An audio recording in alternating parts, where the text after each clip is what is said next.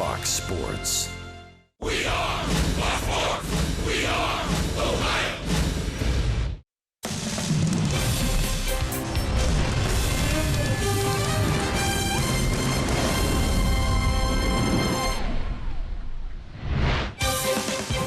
And welcome into South Florida. Marlins Park, the site for Game 2 of a 4-game set. Reds go after their second straight victory over the Fish, and all the action's coming up here on Fox Sports Ohio. And hi again, everyone, with Chris Wells, Jim Day. Thanks for joining us for Reds baseball here on your home of the Reds. And Chris, the victory last night over the Marlins, and what can you say about Scooter Gennett trying to chase down the batting title in the National League? Boy, did he have himself a night. Well, with 3 hits last night, he certainly did that, and he also had 4 runs batted in. So now on the season, Scooter Gennett has 1 game in which he's driven in 6, and 2 others now where he's driven in 4, and they needed them all last night. 2 for 3, not 3 for 4 last night, but the double, the home run, and boy, he also did it with the glove. He certainly did, and both of those 2 RBI hits came with 2 outs, so Scooter was clutch, and we talk about that battle for the National League batting title, and can't get much closer than this. Scooter Gennett trying to now chase down Christian Yelich. You know, those numbers remind me of back in the day when Pete Rose was always in the batting race, and he knew what his batting average would be 6 places out if he went 1 for 2 or 1 for 4 or 3 for 4. Right. And I'm sure that Scooter Gennett and Christian Yelich are both getting good at math this time of year as well. You mentioned the defensive play. How about this way to end the game for Gennett? You know, like Jim Riggleman said, it's a hit on most games. No doubt about it. But Gennett says he got a great jump on it, put his glove out there, and there it was. Slams his face into the grass, but it was all worth it. That's out number 27. The Reds will give the ball to a guy that, well, he was a former Marlin, and he's looking to close the season strong, and he's been pretty good of late. That would be Luis Castillo. Well, there are a lot of people around this Marlins organization that are still kind of scratching their head about how he ended up in another organization. After all, he always had a very good arm, but the Marlins never thought that he would turn out to be the kind of starter that he is right now. And he's been off and on. If he has a good game tonight and a good game his last start next week, you know, he's got a chance to even his record at 12-12. And given the kind of start that he had at the very beginning of the year, that's really saying something. In September, including this game against the Cubs, he's only given up 4 earned runs in all of his starts, so he's on quite a roll right now. Let's get a lefty tonight. Wei-Yin Chin goes to the hill for the Marlins, and he likes some home cooking as opposed to the road. Boy, does he ever. I mean, the splits here are as drastic as you're going to see anywhere. You can see the 1.7 earned run average. That is second in the National League. You know, when they signed him, they thought coming out of the American League East, pitching for the Baltimore Orioles, and into a big cavernous ballpark like here in Miami, it would really work out well. Well, it really has, but how about on the road? A 9.29 earned run average. He's got a little work to do when he gets away from here. Reds and Marlins coming up here on Fox Sports Ohio. Coming up, talk a little revenge factor. Jeff McCorrell's along with more on that here on Fox Sports Ohio.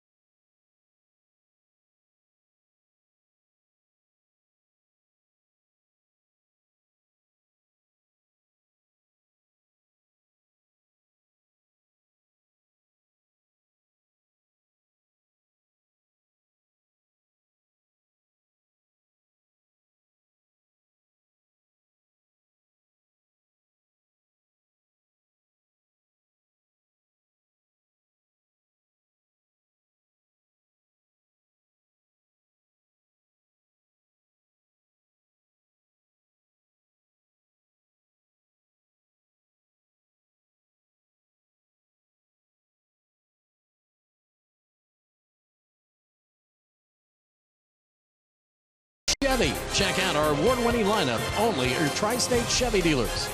And by Skyline Chili. Feeling good? It's Skyline time. Luis Castillo goes to the mound tonight for the Reds. He is already in double digits in victories, looking to go 500 on the year if he wins tonight and his next and final start of the year. He's had some success against the team that brought him through the minor league systems, the Marlins. He faced them one time. It was last year on the 30th, and it's our IGS bringing the energy. In that game, he goes 8 innings of just 3 hit ball. And there you see the numbers. Just 1 earned run, a walk, and 6 strikeouts. It was his only career start against the Marlins. He said he's happy to be back here in Miami and looking forward to prove something to the Marlins. It's a great experience for me to be back in Miami and, pitch against a team that I used to play for, right? And I'm really looking forward to have a really good outing against them again like I did last year. I want to show them that I'm what I'm capable of doing, right? And that's my mentality right now, is go out there and just do my job and, show them that I'm capable of pitching with any team in the big leagues. Jim Riggleman has said for these final few games of the season, he is going with his regulars out there as he is trying to win each and every game they play. With a win tonight would give them 2. Remember, it's a 4-game series, so you need 3 to win it. Up next, it's Castillo and the Reds looking for win number 2 in Miami.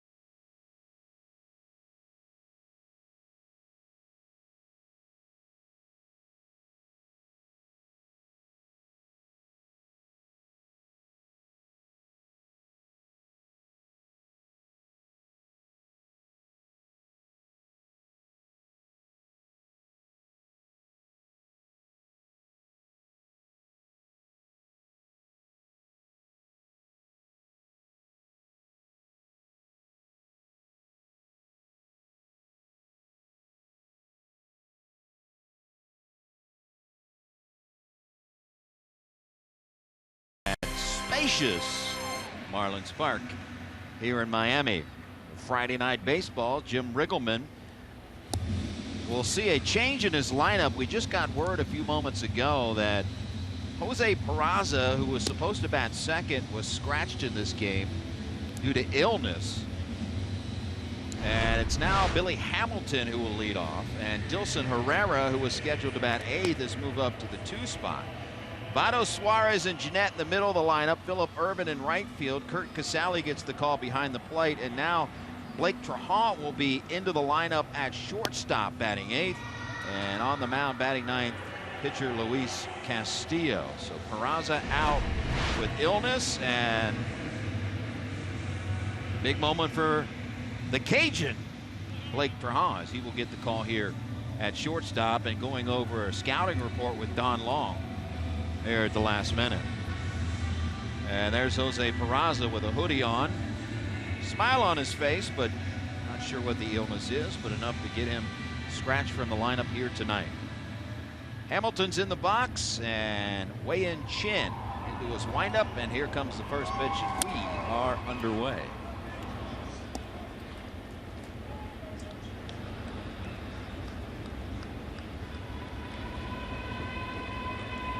And the 1-0 to Hamilton, batting leadoff here tonight with Shepler the night off against the lefty.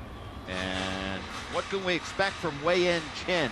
Well, he's pitched very well at home, as we featured that in our open. He's been really a different pitcher when he gets on the road, but one of the best in all the National League here when he plays in this ballpark. Not overpowering. He keeps the ball in the ballpark. Here he does inside this nice dome. 19 home runs altogether. 14 of those have come on the road.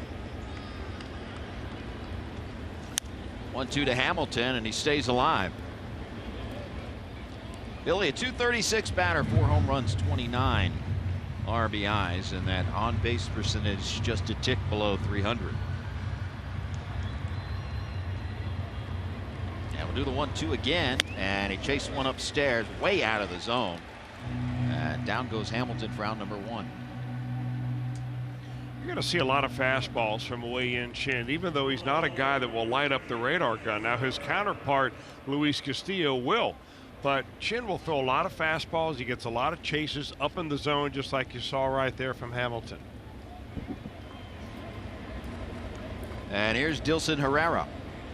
Again, moved from the 8 spot to the 2 spot just before this one. And a first pitch swing and a miss, and a fastball at 92. Herrera just a 183 batter.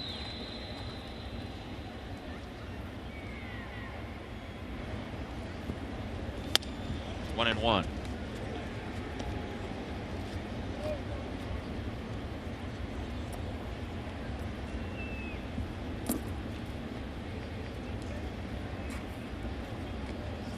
Breaking ball misses down and away. Kind of a strange atmosphere. I'm sure the Reds notice it down the dugout more than we even do up here, Jim, though, between what the Reds heard when they were at Wrigley Field and then Miller Park, teams in the middle of a pennant race, and you come down here and I mean, in between pitches here, there are hardly anybody making any noise at all. It's almost like going to a golf tournament.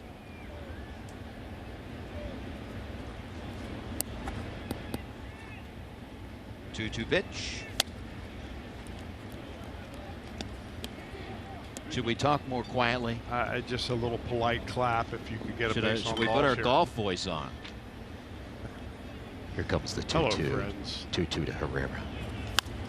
And it's found out of play.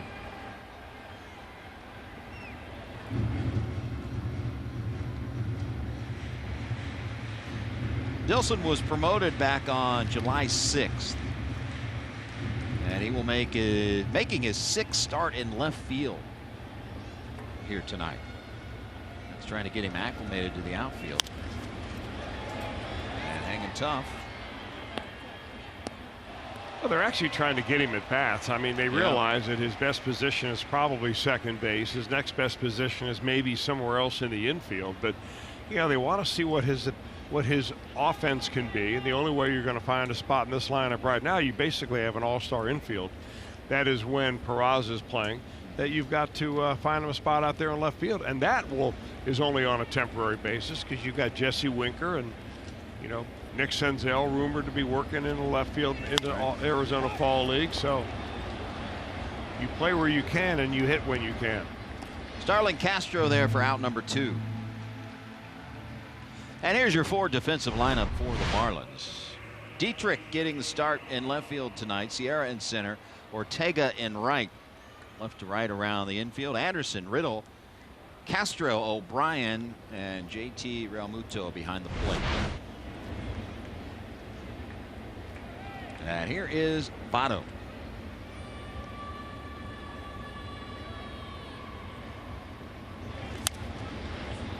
And that will slice out of play.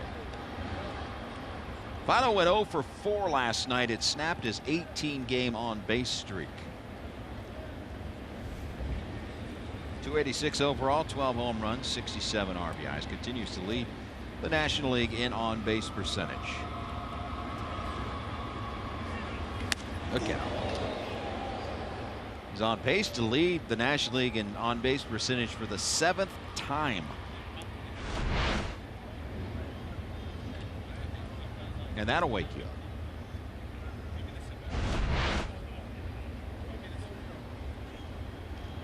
And he will join some elite company.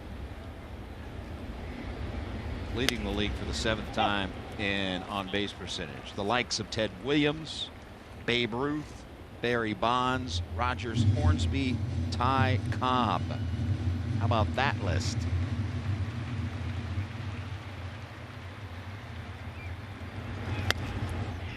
Two balls and 2 strikes. Ted Williams led the league in on-base percentage 12 times. And he had his career interrupted with military service. Shoots one into left field, and going and running it down is Dietrich. 3 up, 3 down for the Reds in the first.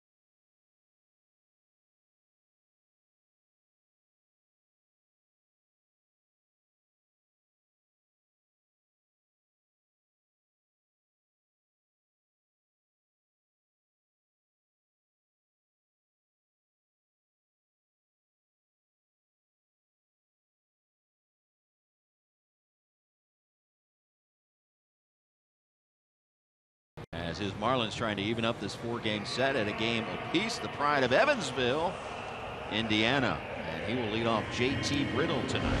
Starlin Castro back in the 2 spot. Realmuto batting 3rd. Peter O'Brien in the cleanup spot. Derek Dietrich in left.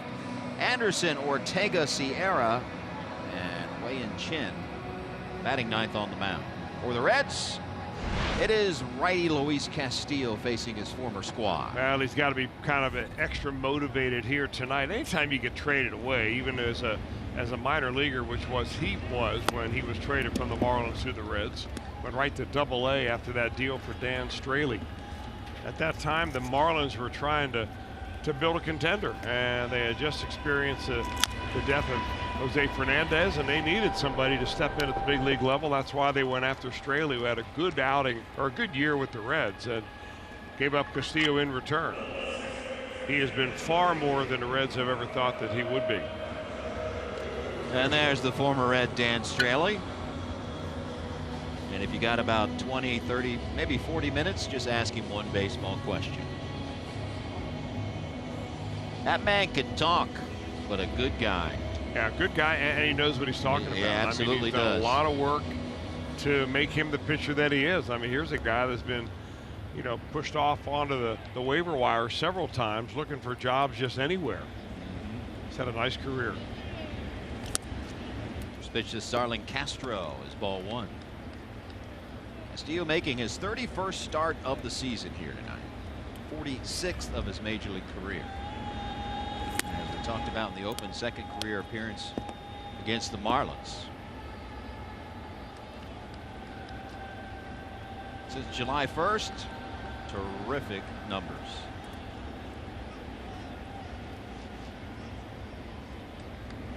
Including his last start Sunday at Wrigley Field, 6 2/3 innings, 1-run baseball. Yeah, did not have his best stuff in that ball game. Yeah. He walked 4, only struck out 2. That's kind of un-Castillo-like, but he hung in there and kept the ball club right in the game.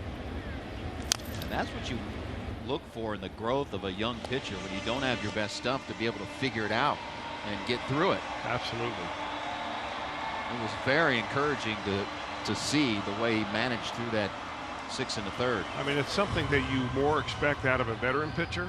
You're happy to see it in a young pitcher. Suarez backs up to get the good hop. 2 outs. Here's your forward defensive lineup for the Reds. Dilson Herrera will be patrolling a big left field, even bigger center field for Hamilton. Urban and Wright in the infield. Suarez now draw. Jeanette, Votto, and Casali. And here's Real Muto.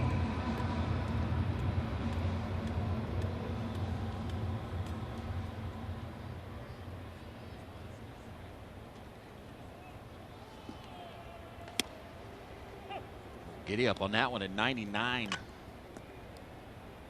That's what the radar gun says, but what it looks like that he's really just playing catch.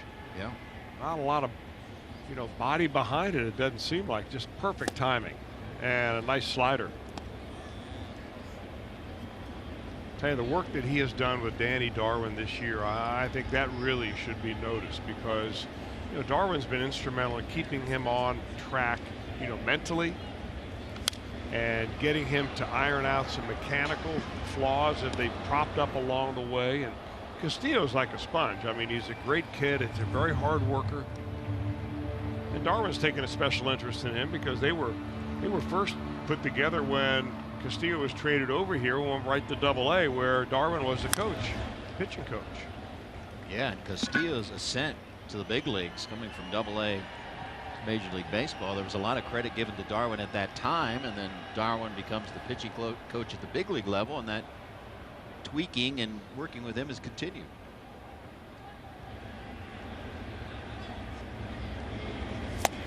Swing and a miss. 3 up, 3 down for Castillo in inning number 1. We are scoreless in South Florida.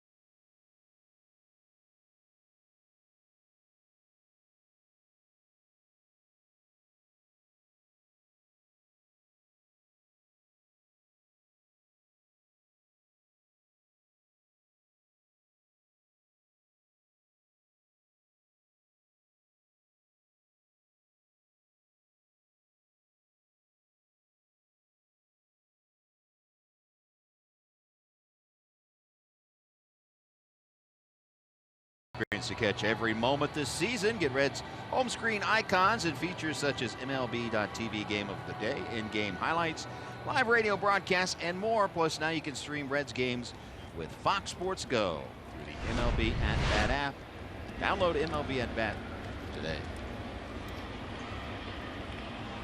3, 4, and 5 for the Reds, or 4, 5, and 6, excuse me. And the top of the second, Suarez standing in against Chen.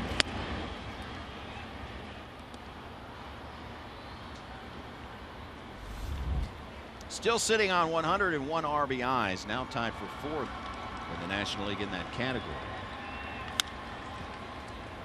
Right into the shift. 1 out.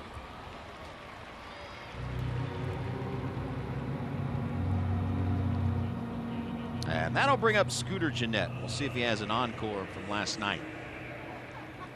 Drove in all 4 of the Reds' runs. Raised that batting average to .318, just a clip behind Christian Yelich, as we showed you in the open. And made a defensive gem to end it in the 9th.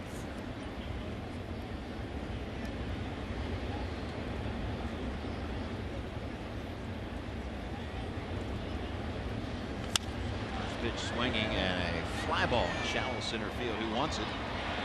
It will be the center fielder, Sierra. The last minute, 2 outs.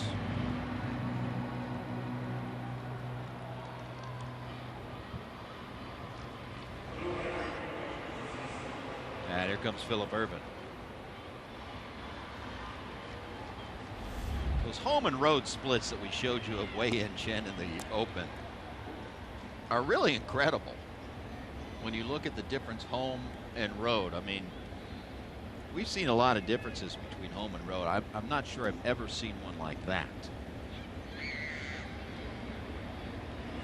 Yeah, it's about as dramatic as you can get, because he's one of the best pitchers in baseball when he pitches here in Miami, and he's a guy that would probably be sent down to the minor leagues if you just touted that road record. It's a difference of 7.52 in the ERA. It's the largest gap for any pitcher in the majors since Dallas Keuchel in 2012 of starters.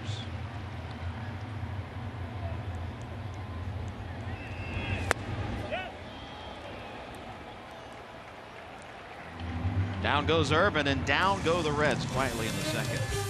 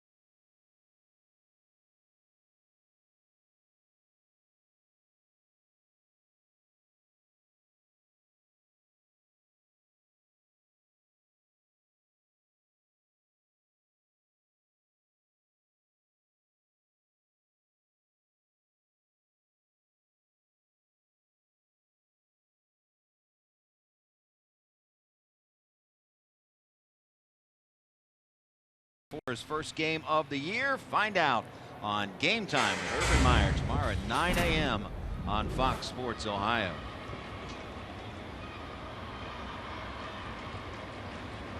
First pitch to Peter O'Brien is a tapper foul. O'Brien, a .333 batter, 3 home runs and 7 RBIs.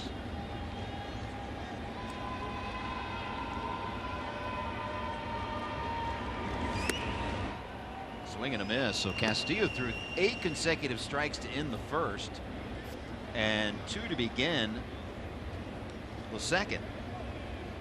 So far a strike pumping machine. It's a 1-2-3 first inning.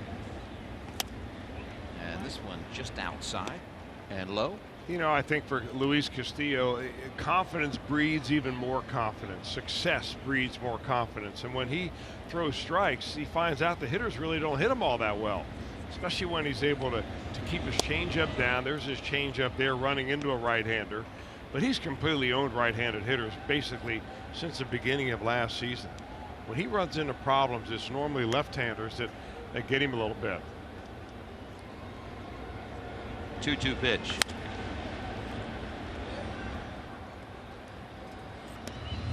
This season on the lefty-righty splits, as you see, I mean, opponent batting average up around 300 against left-handers and down around 200 against right-handers. So, you know, you're always trying to improve, and he's improved on both of those numbers actually from last year to this year. Line drive center field right at Hamilton. Guy can hit him hard, man. Yeah, he can. Strong hitter. Down goes O'Brien in just his 14th game with the big club there in 2018, and now he will face a lefty in Derek Dietrich. You know, the whole thing for Luis Castillo is to make sure that he stays on line, and then when he starts to throw his changeup, that he doesn't lead with his elbow too much. When you lead with your elbow, your hand drops flat, and it kind of goes parallel to the ground. And Danny Darwin's been after him to keep his fingers on top of the baseball. And whether you're a sidearm pitcher or an overhand pitcher, your fingers always should be on top of the baseball if you're working down in the strike zone. And we've talked about arm slot with Castillo and getting his arm down, but what you said, and I had an interesting conversation with Oral Hershiser. He was saying it's more about keeping your hand on top of the ball than arm slot. Just what you said. Another line drive center field, and Hamilton, he paid the price, misjudging the ball, and Dietrich is at second base.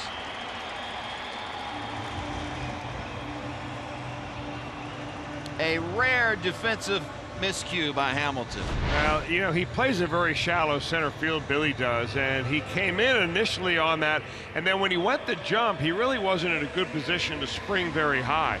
If he had set himself right, he probably would have been able to get high enough to grab this ball and keep it from going over his head. He was, as it turned out, he was fortunate just to grab it before it got all the way to the wall. He just ticked off the top of his glove and probably will go down, and does, as an error.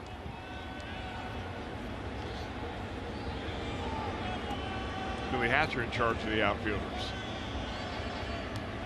And he's a top of the step guy. Yeah, oh yeah. When his outfielders make a mistake, he will let them know about it. Plays to third, Traha over to Suarez, and they cut down Dietrich. They're going to hold up on that one because it looked like that he may have gotten his foot in there. Although third base umpire Corey Blazer was right on the call. I will see if Don Mattingly will make the call to go under the headsets, and he will not. It's a play by Prong. Well, aggressive play for sure, because he realized immediately what he was going to do with the ball, and well, that looked very close. Sure did. High tag, and Reds get away with it. Marlins will not challenge, so the play goes 6-5. 2 outs, and Rafael Ortega at the plate.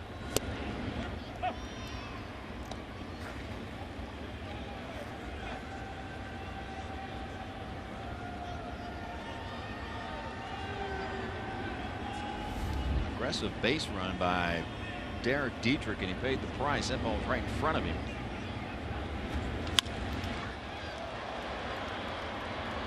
No problem for Hamilton this time. Through 2. Nothing game.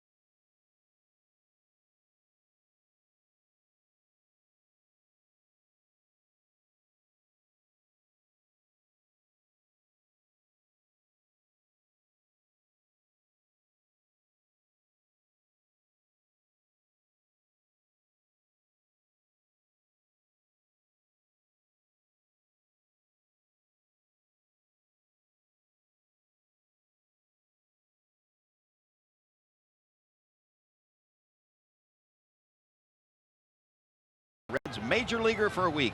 Campers will get hotel accommodations, access to former Reds coaches, a full Reds uniform including a personalized home and away jersey, and much more. Register today at reds.com/fantasy.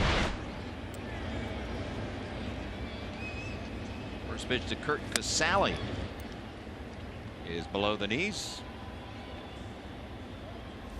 Castillo average at .307 in part-time duty.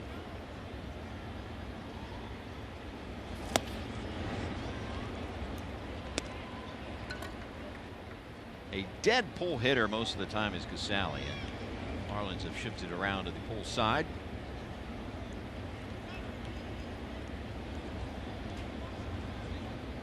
One pitch.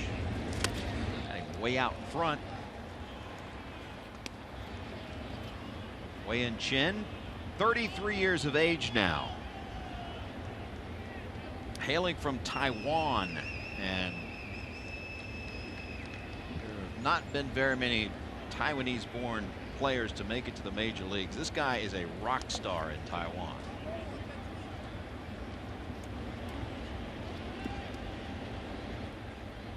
They say he low-keys it here in the States. You wouldn't know that he's such a big deal in Taiwan.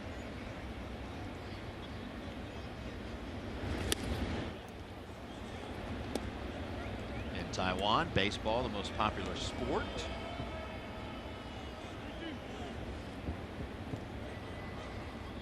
And they have a Taiwanese version of Esquire magazine. He's been on the cover. Here is a drive to left center field. That'll one off the wall. Castillo into second base easily. The leadoff double is 10th of the year. What a bright spot he has been, and an amazing pickup. Mid-season pickup from the Tampa Bay Rays. Castillo comes over here, and I don't think there are a lot of people that expected this kind of offense from Kurt, but he centers up the ball an awful lot. He gets a lot of base hits. Pitchers like him behind the plate. And it's a really nice compliment to Tucker Barnhart. You know, when you have Castillo who can fill in, especially against left-handed pitchers. We have seen him drive the ball into the gap a lot. Yeah.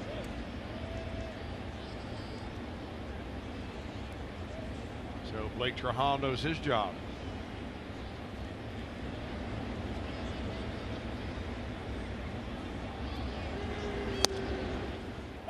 This is the kind of the at-bat for Trujillo that he really has to show, you know, the decision makers. There are a lot of them here from Cincinnati down this week to watch the ball club. But, you know, Pat Kelly, Jim Riggleman in the dugout, you know, we need to get that runner over to third base right here, even though the pitcher's coming up next. Let's see you do that, maybe with a base hit to the right side. And of course, Chen knows that, so he's going to give him the type of pitches that are more difficult to hit opposite field. 3 for 8 so far as a hitter.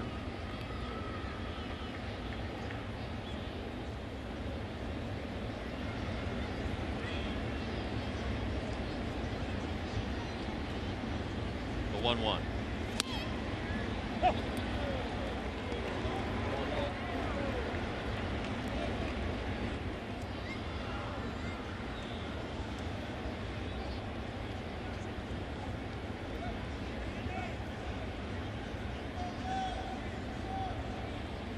Really holding on. Castillo, a good lead at second base. Pitch.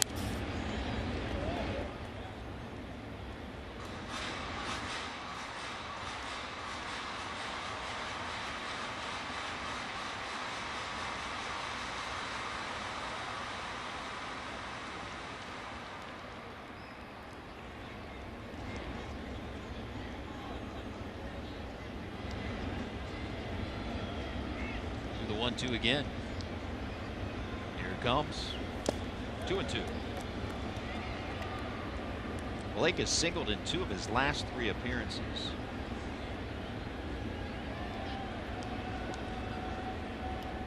Natural shortstop, saw this guy a ton in the last 2 big league camps in spring training.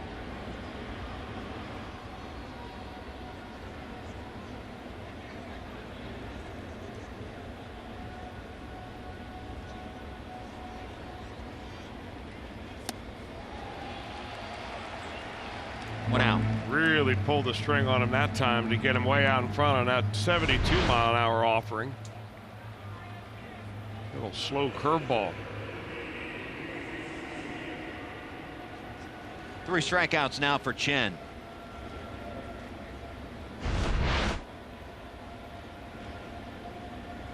And now Luis Castillo.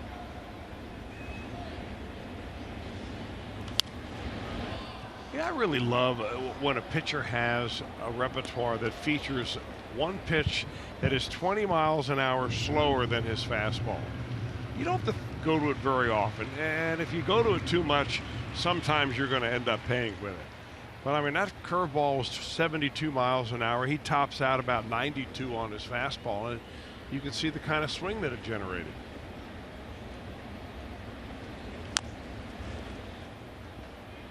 There it is again.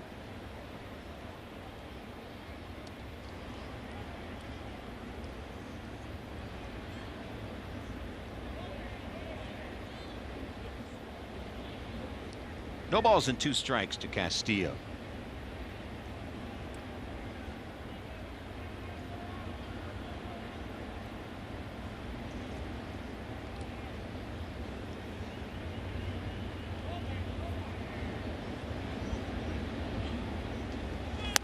Strike 3 called. Back-to-back strikeouts for Chen.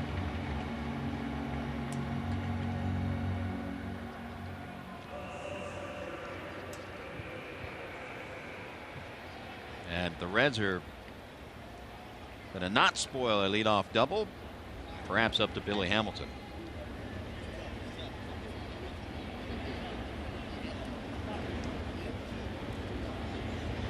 The strikeout was swinging, Hamilton's first plate appearance.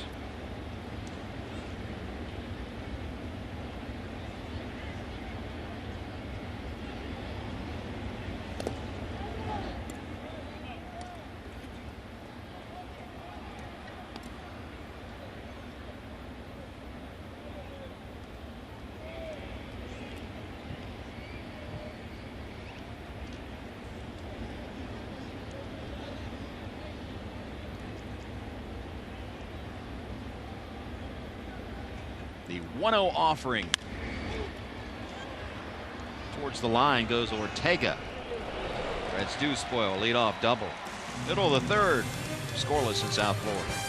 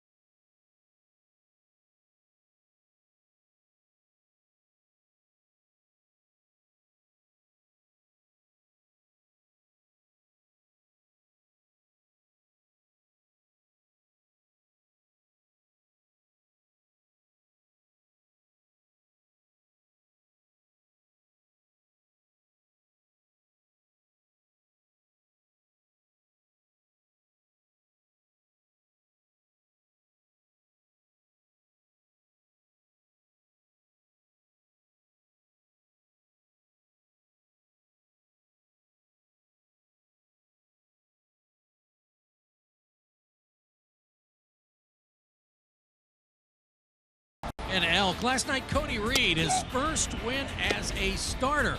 Great line there. 6 innings pitched, 5 hits, 6 strikeouts. He'd been 0-9 in his first 16 starts, and he was very excited about notching that first win as a starter. I was looking at that first one, but, you know, glad came there, he got the job done, got those 4 outs. You know, that was big, and you know, the team got the win. Obviously, that's the most important thing. We got the win to start the series, and feel good. I'll tell you what, Jimmy Chris, his last 2 starts have been fantastic. 11 innings pitched there, no earned runs. So this kid really trying to make his presence known as they head into the end of the season here and into spring training for next year. Certainly making steps forward. Now, you never want to get fooled in September. However, the Reds could desperately use a lefty in the starting rotation, so he will have that advantage going into camp in 2019. Just consider the teams that are in the division and how they've begun to load up on left-handed hitting. I mean, pull Craig Counsell aside for 5 minutes and talk to him about what he likes at the plate and its left-handers. And there aren't that many left-handed starters out there that can counteract that. In fact, the Reds, you know, are just trying to beef up their bullpen to have some good quality left-handed relievers that they can depend on. So we're seeing a trend in baseball, and it's not going to change in the near future. That's taking nothing away from Reed when I say don't get fooled in September. You can just see the strides he has made with the backdoor breaking ball, using his changeup more effectively, and much more confidence. Yeah, to me, it looks like a completely different guy. Yeah. And I think the confidence is the main part. I mean, there was time out there when they first brought him up to the major leagues that, you know, he just looked like he did not believe that he belonged. Right.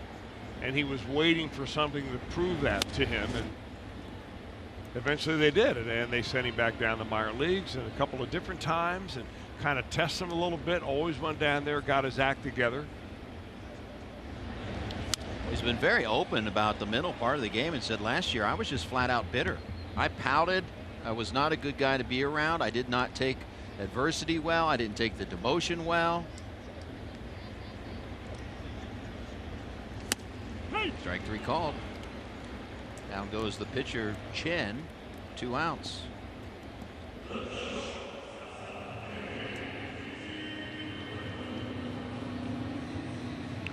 And one thing about Reed that will also mess with you, he will always be attached to the Johnny Cueto trade. And a lot of people down on the trade saying the Reds didn't get much, and he's the focal point of that. And you better believe he hears it. And that's just adding a lot more pressure. There's already enough pressure at this level of the game. He's kind of getting over that as well, that moniker. You'll always be attached to it.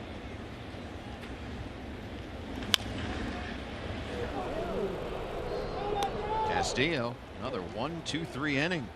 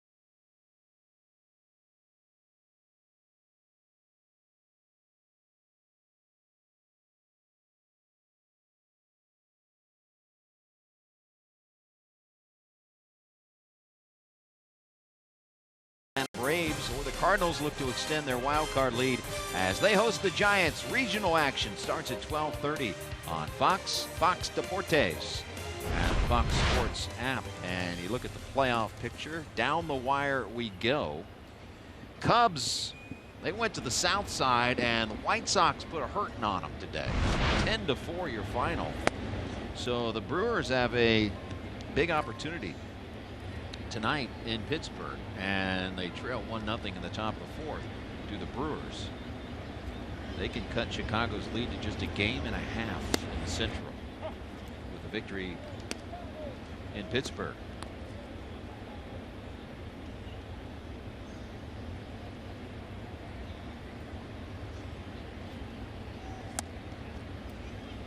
Two balls and a strike to Dilson Herrera. Just joining us, Jose Peraza, late scratch due to illness. He would be hitting in this spot normally. Herrera moved up to the 2 spot. Blake Grahal is the shortstop, batting 8th. If you're scoring at home, and we hope you are, there's a scoring change back in the second. Originally scored an error on Hamilton. That line drive by Derek Dietrich has been changed to a double. So there goes Castillo's no-hitter. Well, if you're going to make that scoring change, do it early in the game. Yeah. Don't wait until there are 2 out in the 9th. He ended up being cut down at third base, so as far as scoring changes go, harmless variety, at least right now. Dietrich grabs it for out number 1.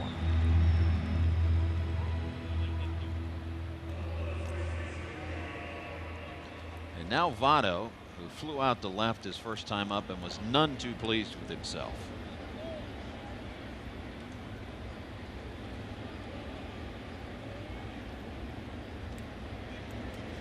Even at this stage of the season and the Reds way down in the standings, he will grind out every single at bat.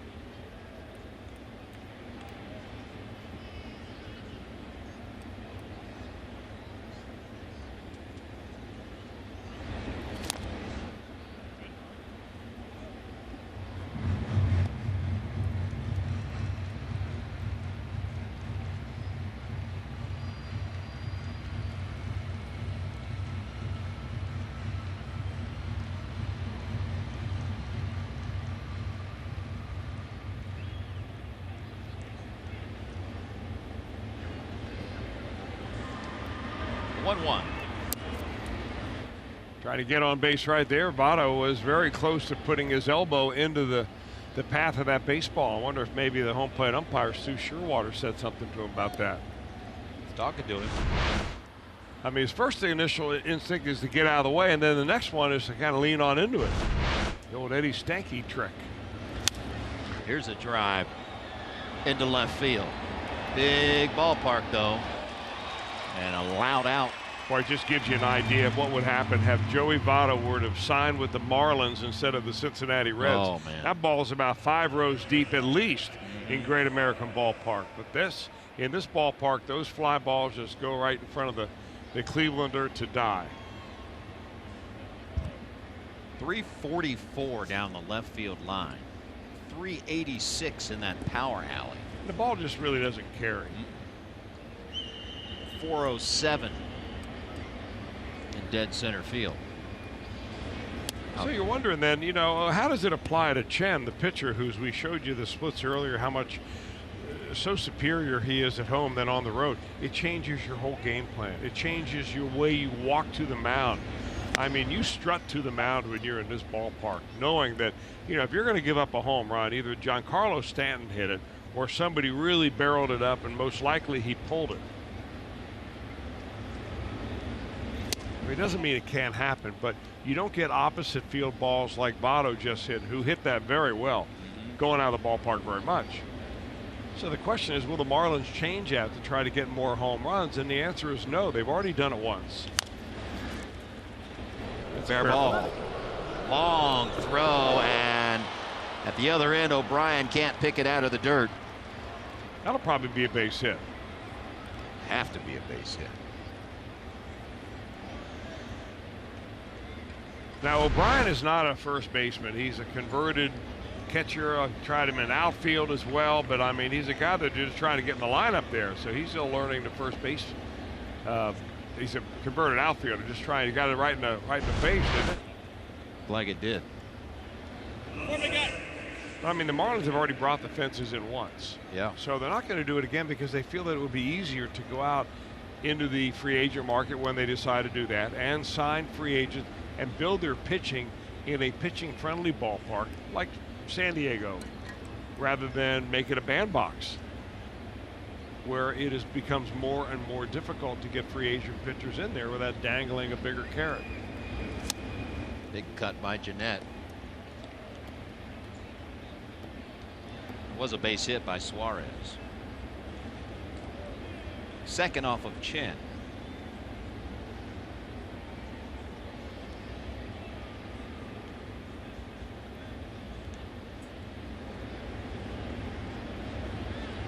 We talk about it taking a big poke to get it out of this yard. Jeanette had no problem last night. Sent one into the second deck in right.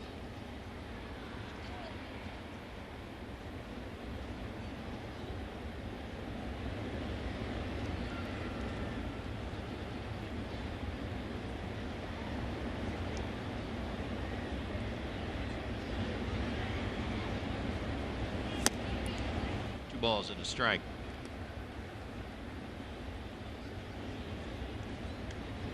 Brewers have tied it up in Pittsburgh.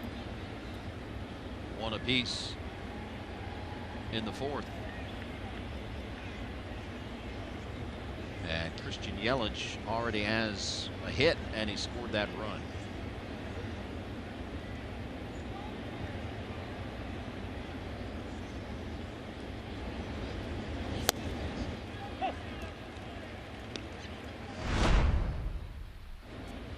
Two-out blast, bang, and he knew it. No doubter. For RBI night, the Reds second baseman.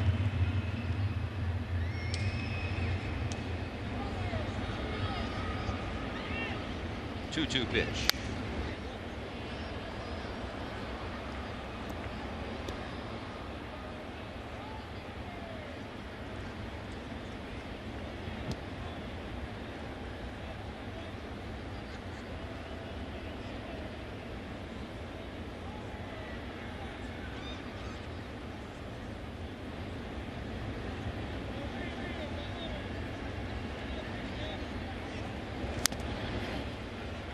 Got a piece and a piece of the umpire.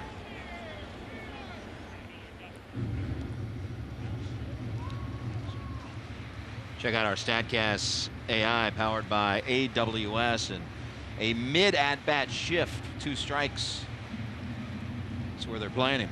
This is when the ball is basically put on the ground right here, and it should be noted that Scooter Gennett has a batting average of one of the best in baseball on ground balls against the shift. So even though we show a low number on the left side of the infield, he gets a certain amount of base hits over there. Nearly the entire left side to work with. And a defensive swing to stay alive.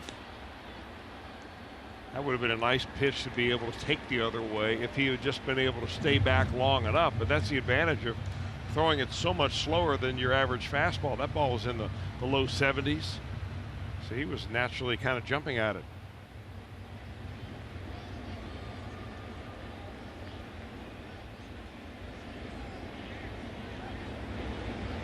Two again. Pretty good battle.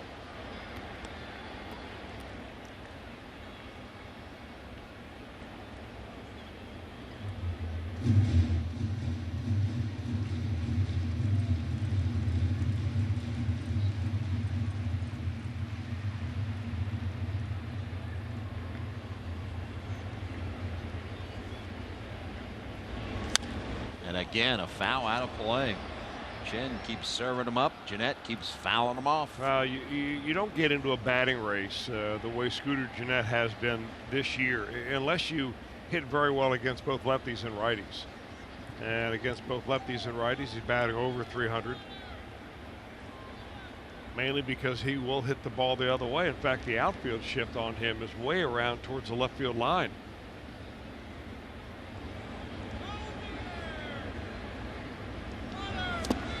Got him. And Jeanette, I think he got a piece of it. Foul it off. Stu Sherwater didn't think so. Red Strand won in the fourth.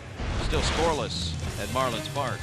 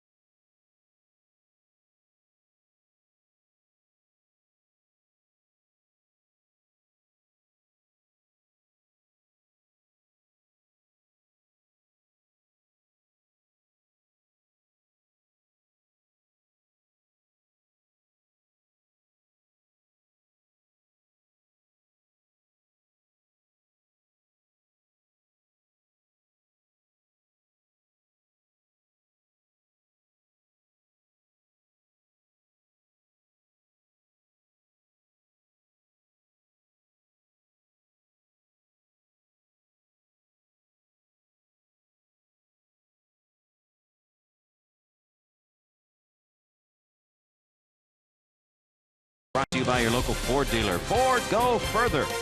And by Cincinnati Children's, now ranked #2 in the nation by U.S. News and World Report. Marlins Park on the site of the former Orange Bowl. Friday night action. Under the roof. And Luis Castillo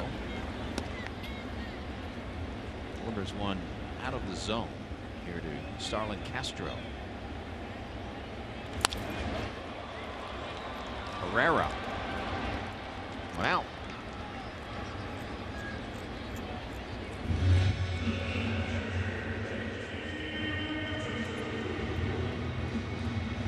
So now 36 pitches for Castillo, 28 of which have been strikes.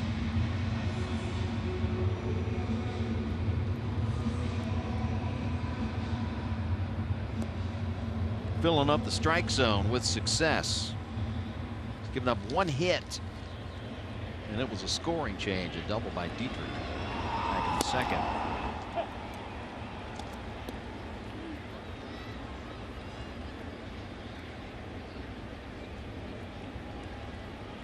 On the first pitch strike, and the 0-1 to Real Muto.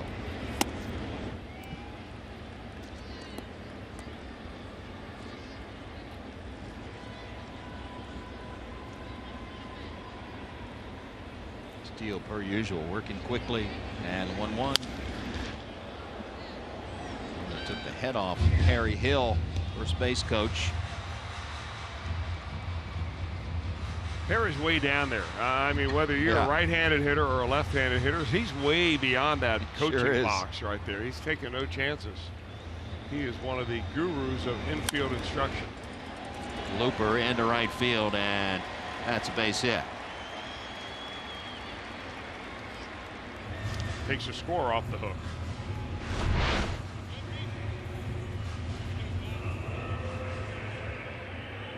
Looked like a little going to school by Real Muto of watching Jose Peraza.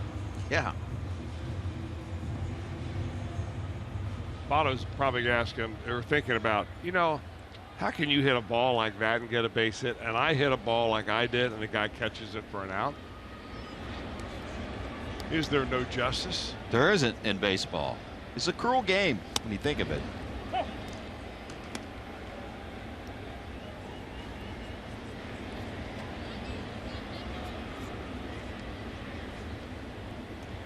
O'Brien blistered a ball his first time up. Hit the ball hard a couple of times last night. Talked about him and just watching him take some batting practice last couple of nights. Pretty impressive young man.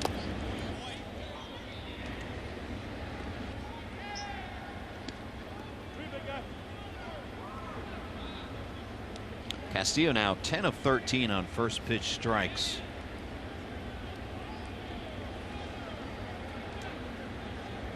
The first step to success as a starter or in really any pitcher.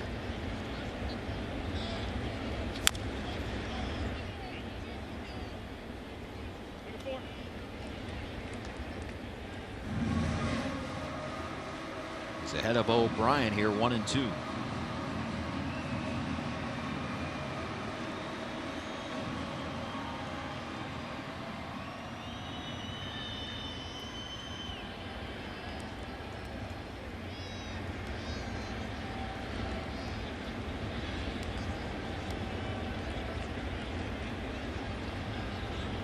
One-two pitch.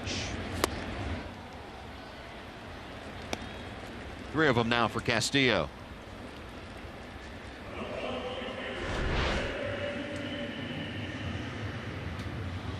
Now that's a changeup, and really, if you're sitting at home, you're wondering, all right, how do you know whether that's a changeup or a slider? The slider will be about the same speed as a changeup, but it'll move away from a right-hander. That changeup goes down and in, so not only does Castillo have one of the fastest four-seam fastballs in baseball, but he also has 2 off-speed pitches. One goes one way and one goes the other. That's a trilogy of danger right there when you're a pitcher. Slow roller, Novato take it himself. Single, man left through 4. Nothing game.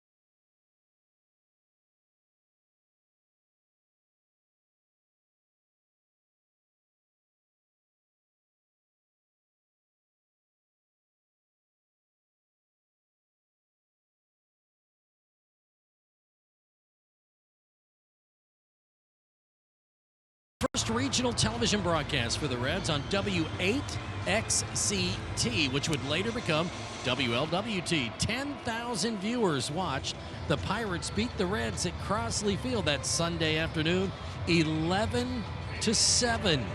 Oh, how we've changed. Now Fox Sports Ohio gives you all 162 in glorious Technicolor. Technicolor. Oh, Lord. Wow. Term from back in the day in Technicolor. Now you can watch them on your phone, tablet, computer. You can get Chris Welsh worldwide now. Kind of a scary thing. Chris Welsh has gone global. Hammered into left center field, and Irvin, let's see if he'll test the arm. Here he comes to second base, and head first slide in there safely. Yeah, that's exactly what you want to see from a young player that comes out of the box thinking double the entire time. You can always slam the brakes on when you get halfway to second because that throw's coming to second base. If it looks like you stumble or get a bad break, you go back to first. But Irvin, number one, loves the fastball, loves it up, and loves it on the inner part of the plate. He gets what he wants right there, and he really gets what he wants with that throw that just is a little bit high and forces Castro to leap up to catch it. Love to see the aggression. Now we'll see if the Reds can not spoil a leadoff double like they did in the third. A little different infield configuration now with Castillo up. He pulls the ball so that we're seeing a right-handed shift. 3 infielders on the left side of the infield. That means that Irvin's got to be a little tighter to the bag because you've got the shortstop playing basically right behind him.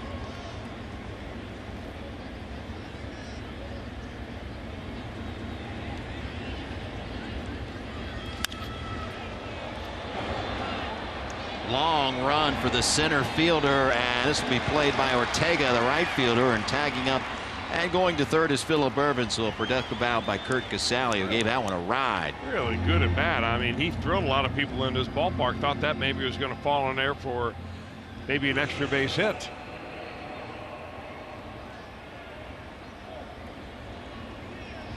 I mean, with the way that Castillo is pitching tonight, you know, get him one and you can take your chances. Yep. One is 90 feet away for the 8-batter Blake Trahan. A lot of opportunities and options here for Jim Riggleman. Infield will play in for the Marlins. He wanted to be aggressive, I think, in this at bat, and Trahan knows what he's doing up there. But you know, that pitch looked like it was going to be a ball, a backdoor slider that perfectly placed. So hitter gives up on it, slips in there for a strike.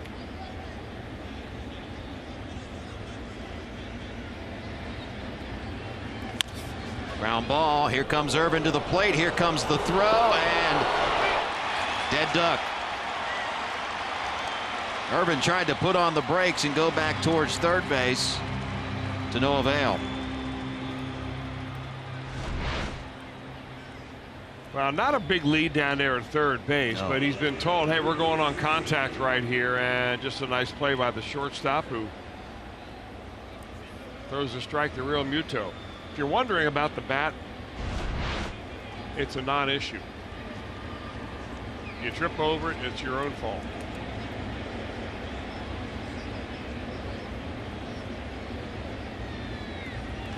Castillo into right field, and the Reds will spoil a leadoff double. 1 man left in the 5th. Scoreless.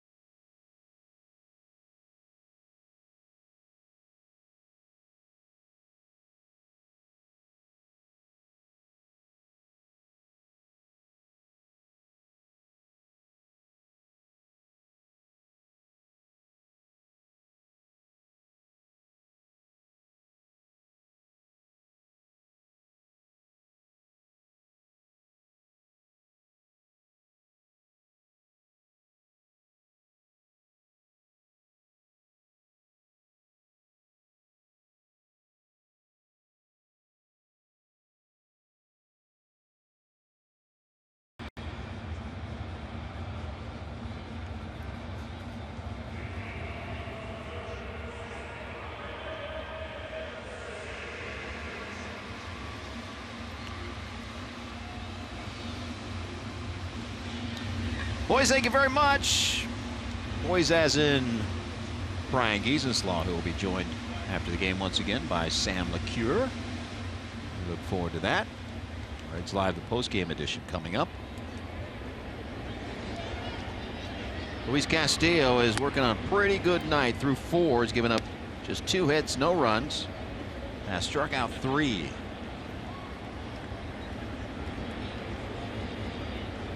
One-0 pitch to Brian Anderson. Anderson's having a pretty good rookie campaign. He's all major league rookies and games played, at bats, runs, average, and average with runners in scoring position at a cool 357. Ranks second amongst rookies in hits, doubles, walks, and on base percentage.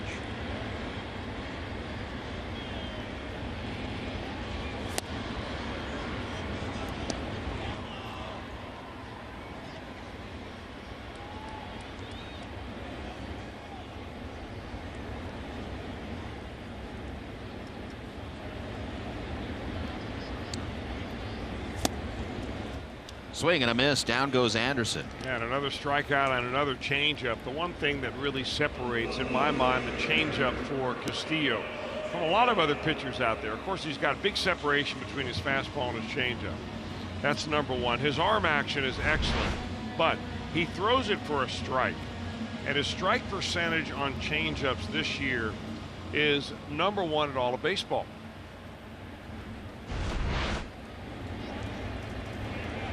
Pitch to Ortega. Backhander by Votto. And just skidding. Ortega was hustling down the line. Let's play. Votto to Castillo. 2 outs.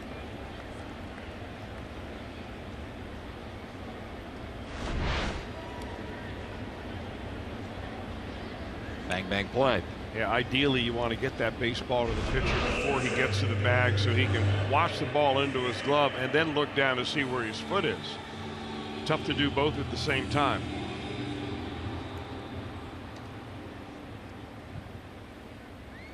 And now Magneuris Sierra.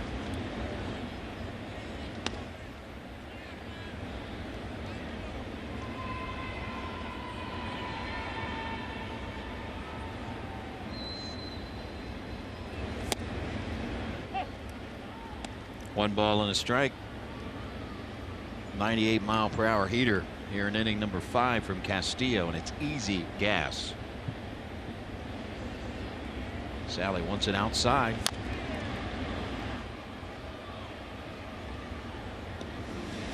That's exactly the kind of hitter that Sierra is. You see him in the batter's box. Watch him in a little bit in batting practice today, just trying to slash the ball to all different fields. I think they're playing him way too deep in left field, actually. I think you can get one out there. You got Dilson Herrera playing basically, you know, as if a right-handed hitter's up there.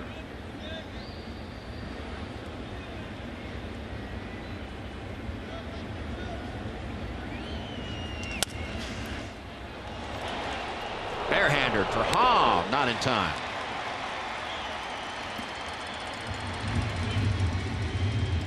You can see the game that Sierra brings to the table, and it's all about speed, slash and run.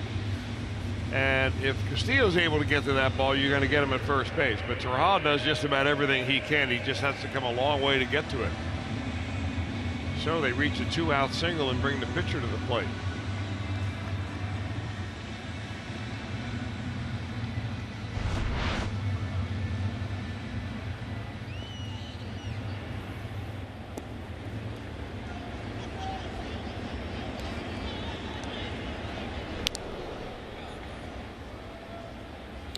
Jen throws him lefty, bats him righty. 158 batter on the season. Does have those 2 RBIs, and those are his only 2 career RBIs as a hitter.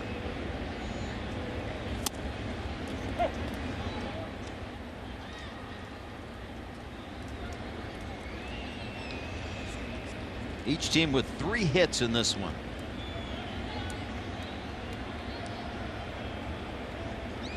Sierra 2 stolen bases in 3 attempts.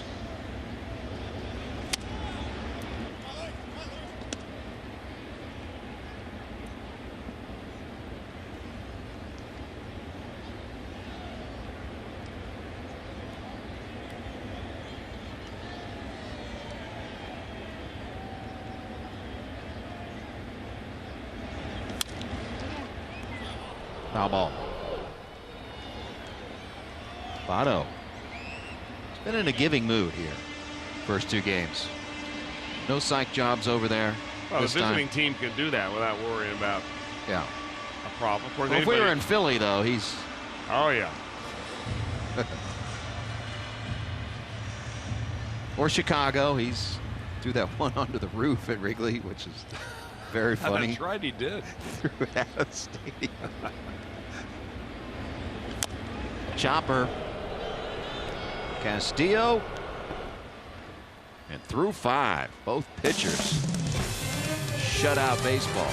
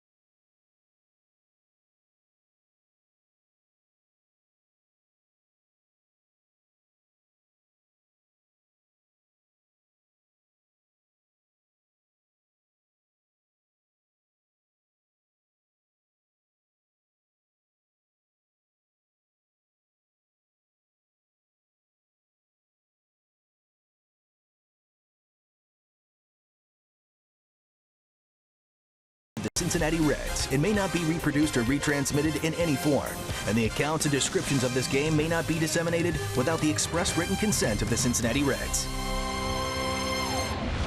Experience more with the Reds as a 2019 season ticket member. Enjoy exclusive perks and benefits by becoming a Reds season ticket member. Visit Reds.com for details. Top of the order for the Reds here in the 6th. Both pitchers have been dealing. Well, it's been pretty much what we predicted in the very open. You know, Castillo, the way he's been throwing the ball here in the month of September, he's only given up. He's had, what, 5 starts in September, and has only given up 4 earned runs total in all those. And the left-hander pitching against him for the Marlins has been one of the best in the league when he gets a pitch here at Marlins Park. Chen coming off of an inning in which he threw just 6 pitches. And it's the 2nd inning that he's done that here tonight.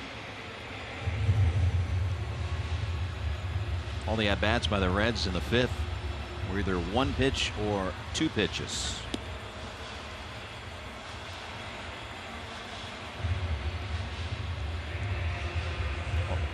Last 2 starts on the road, and we documented how he has struggled on the road, and 4 of the previous 5 starts are at home. And much different numbers here in the what has been friendly confines for Chen at Marlins Park. Top of the order for the Reds: Hamilton, Herrera, Votto. Billy 0 for 2, a strikeout and a flyout.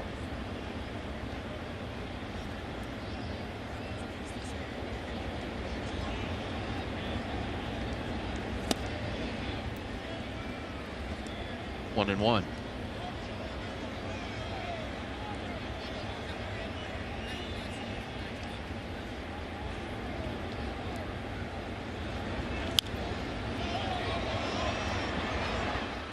One ball, 2 strikes.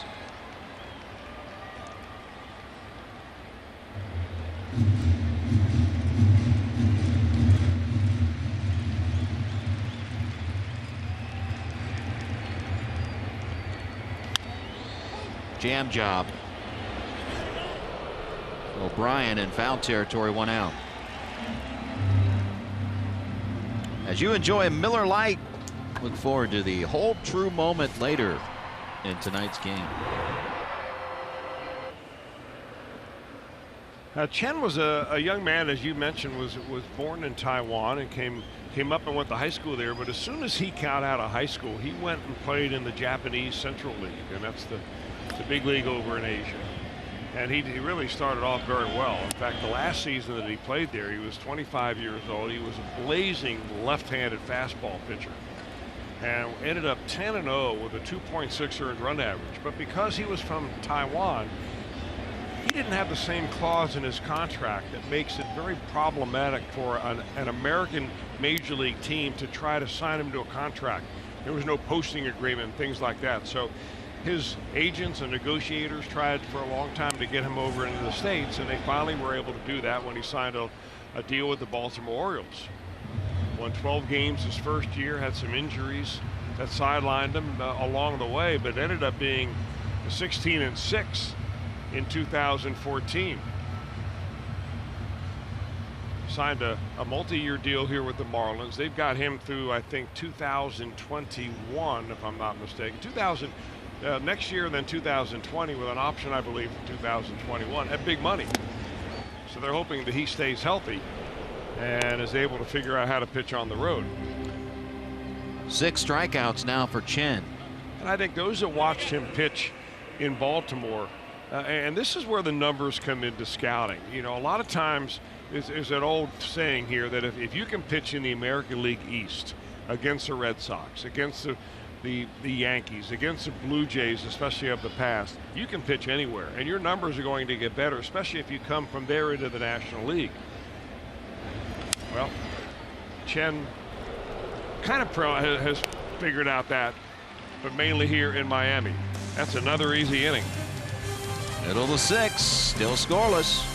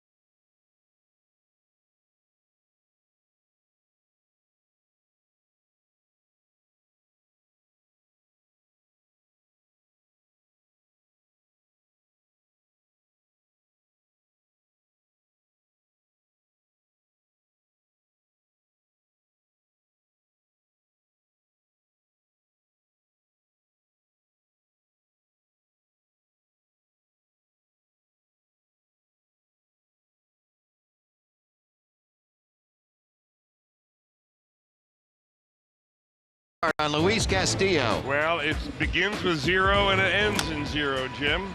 And that's not his grade point average. That is the number of runs he's been giving up tonight, and they really have no chance right now. It looks like a very polite offensive team for Luis Castillo tonight, and he's locating his fastball. He's making it look way too easy for a guy pitching in a big league game, I'll tell you that.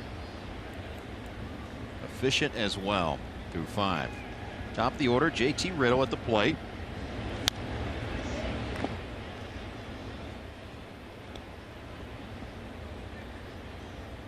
Giving up those 3 hits, and he's scattered those hits over 3 separate innings.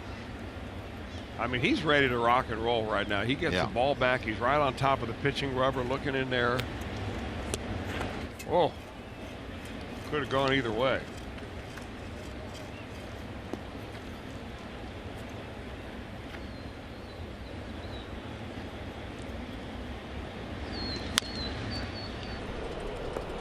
Jeanette, Tavato, 1 out.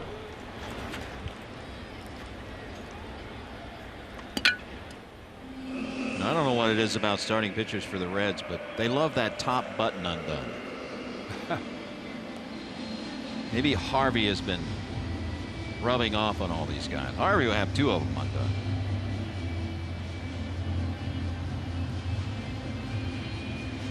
Now this is the 3rd time through the order, and Jim Riggleman has mentioned a couple of times when asked whether, you know, is there anybody that you trust a little bit more 3rd time through the order? His answer is yes, Castillo, especially recently. Knocks it down, recovers, makes a nice play.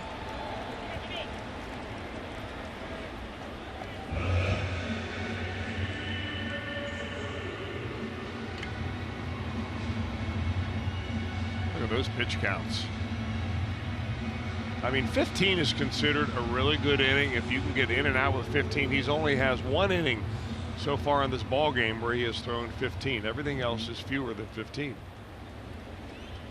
65 on the night. He can pitch, give you a good 12 innings tonight. Urban is there, and an easy 6th inning for Luis Castillo. Dealing.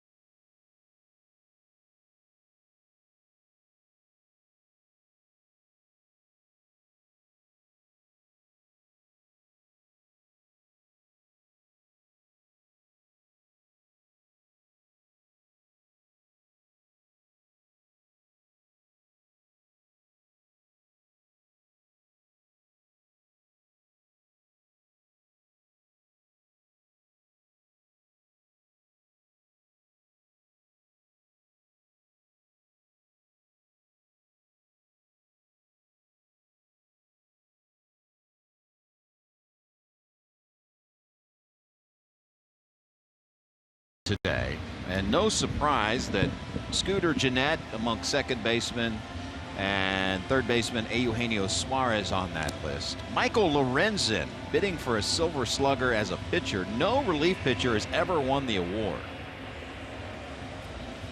And the names you would expect to be on there are on there.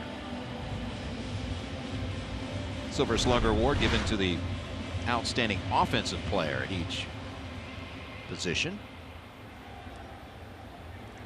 And Suarez and Gennett will try their luck against Wei and Chen here in the 7th. Scoreless game. Only 6 hits in this game, 3 apiece by each team. A lot of strikes by both pitchers here tonight. And when you get into a game that kind of captures this type of pitching energy, you know, you just expect to see strikes. You see hitters up there primarily, you know, hacking up there early in the counts, and there have been a lot of easy outs. I mean, you know, easy fly balls. It's weird how baseball goes. Sometimes you have those nights where you see 20 runs scored, and others you see, like tonight, 6 hits between both ball clubs.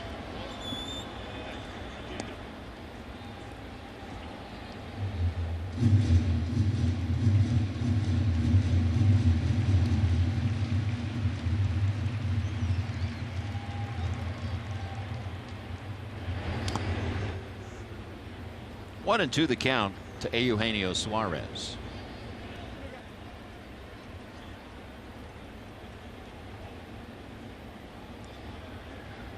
Three on the left-hand side, only the first baseman O'Brien.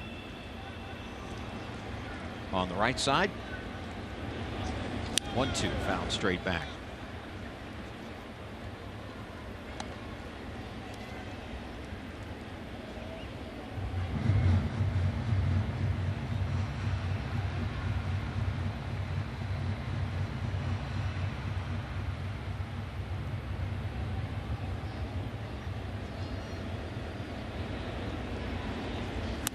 Strike three call.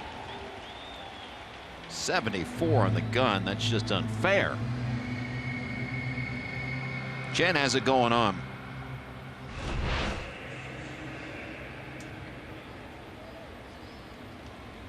Just touching the outside corner, designed to have the hitter give up on it, and he does.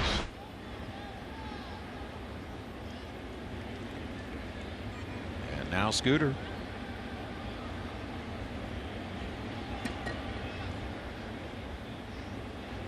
Scooter 0 for 2 so far here tonight.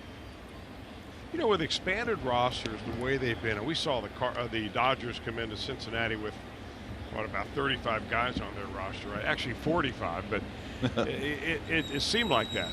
I mean, they had two separate teams that were all very good. I'm thinking, you know, out loud here, but I'm wondering if somewhere down the line, some smart guy in the bowels of a stadium who's paid to be smart is thinking, Chen is really bad on the road and he's really good at home. Is there a way that we could get him active for home games and deactivate him for road games, especially when the team goes on an extended road trip? Wow. You know, play around with the DL a little bit, or the bereavement list.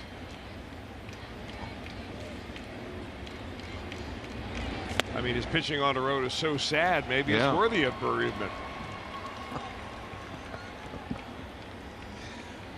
Another mid-at-bat shift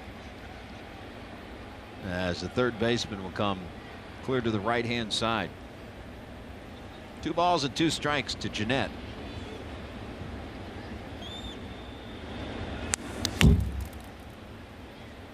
Top of the 5th in Pittsburgh, still a 3-1 lead by the Pirates, and yes, they are delayed. Never rains in Pittsburgh. Well, they had some rotten weather move in through Cincinnati. I'm wondering if maybe some of that same stuff is headed out to western Pennsylvania. Oh yeah, looking on the radar, there's a big old chunk of it. It looks like severe weather as well, so everyone's down the hatches there.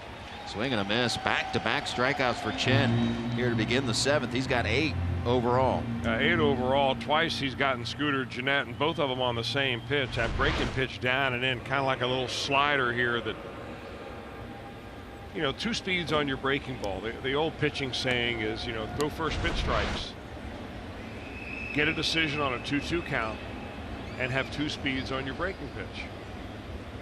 And Chen is doing all those tonight.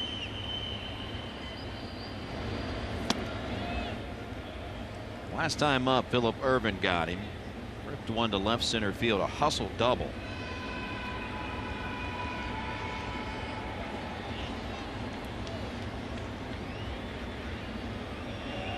One 0 to Ervin.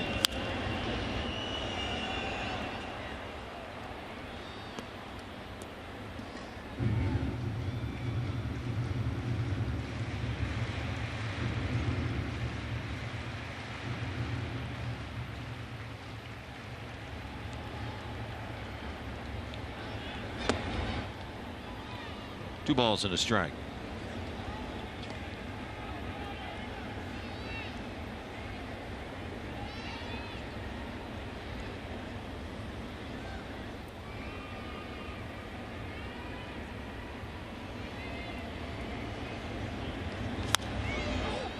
Mile high pop up.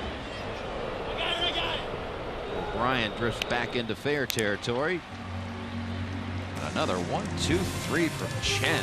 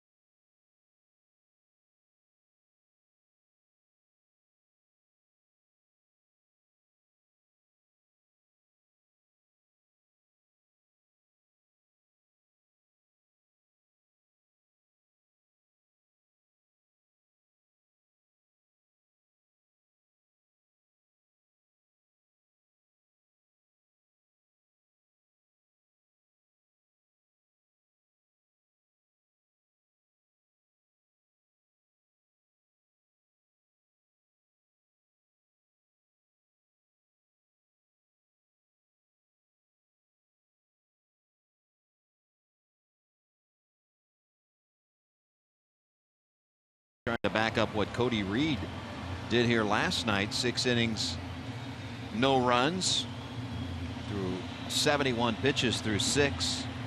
And through 6 tonight, Castillo just 66 pitches, 3 hits, no runs. 4, 5, and 6 for the Marlins here in inning number 7. Boy, every one of his pitches just seems to be, you know, the breaking pitches, especially on the corner, and the fastball, well, a 97 or 98. Sometimes it doesn't matter when you're throwing it that hard. I mean, it's all about his off-speed pitches. Castillo was only out there pumping fastballs at 97, trying to hit 99 or 100. I mean, they'd be whacking him all over the ballpark. But it's controlling your off-speed stuff that I think people inside baseball understand that still. Pitching coaches certainly do. Sometimes the quest to throw hard eliminates the real need for commanding your stuff, and that's where you get the success.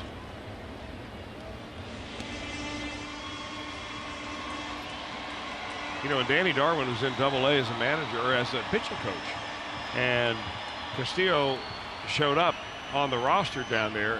He looked at his arm, and the first thing he did was call up on the phone some of his friends that he knew in the Marlin organization who would have the word on this guy, because he had to. He saw him pitch in the bullpen. He said, "Holy cow, look at this guy's arm." So he had to have some kind of blemish somewhere. Was he a bad kid? Would he not listen?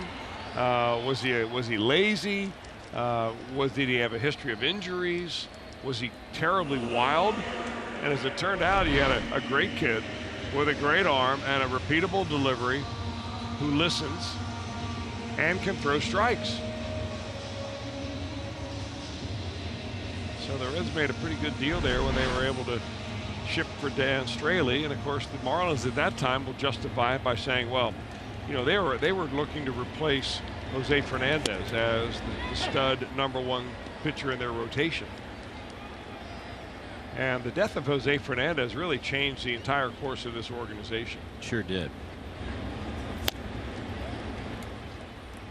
Because had he not been killed, Castillo probably would not have been involved in a trade. He was previously involved in a trade in San Diego where they were going to bring in Colin Ray, a left-hander, who they projected to be top in the organization. When he had a bad arm, they sent him back, and Castillo came back with him, or the other way. And there were a lot of teams asking about Castillo, so it wasn't like the Reds were the only team that saw this diamond in the rough. There were a number of teams that were after Luis Castillo, as the Reds were able to put the deal together.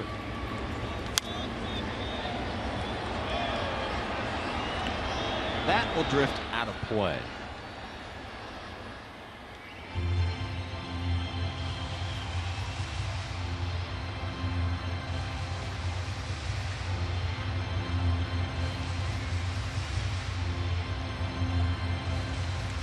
Drew Steckenrider. Action in the Marlins pit.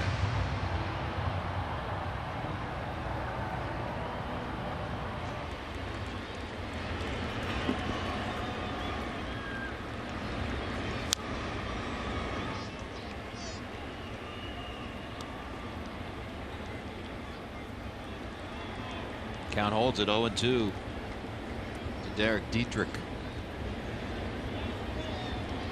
Dietrich with one of the 3 hits off of Castillo.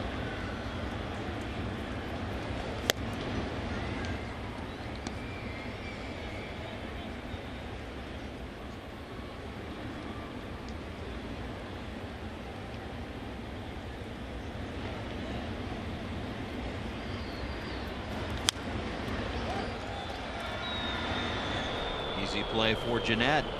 2 outs.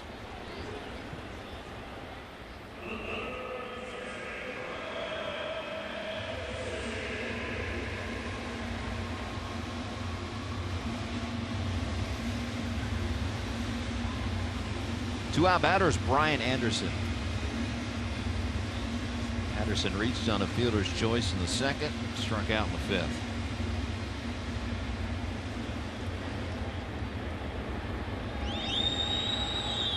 Pitch number 80 of the night from Castillo, and it's ground ball.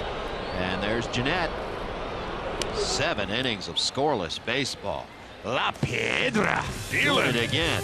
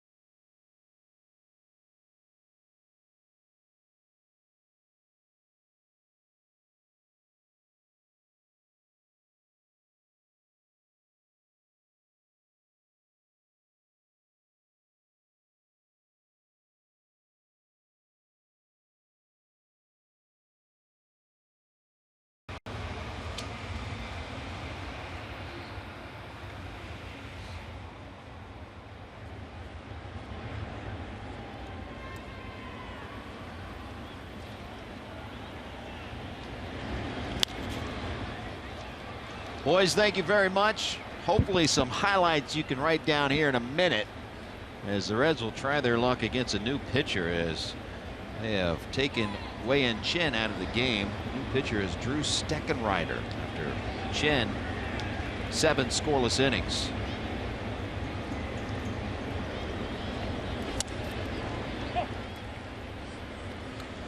And it will be interesting to see what Jim Riggleman will do here. Pitch count not high for Castillo. His spot is due up 3rd in the inning.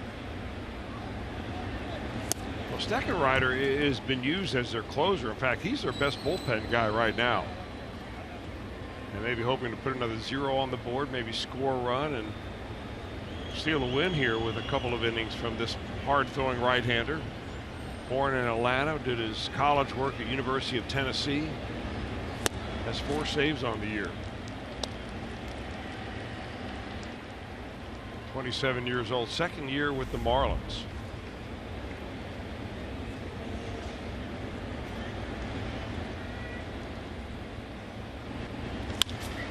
Up the middle, that's where they had him played. Now.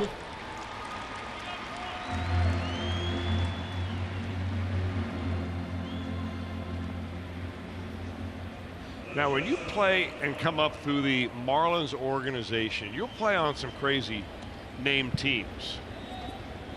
So when Steckenrider, you know, was drafted out of Tennessee, of course he's a volunteer. He went up to the New York Penn League and played for the Jamestown Jammers. The next year he played for the Grasshoppers, the Greensboro Grasshoppers, the Jupiter Hammerheads, the New Orleans Zephyrs. We've heard of that before. Oh yeah. And this is my favorite, the New Orleans Baby Cakes.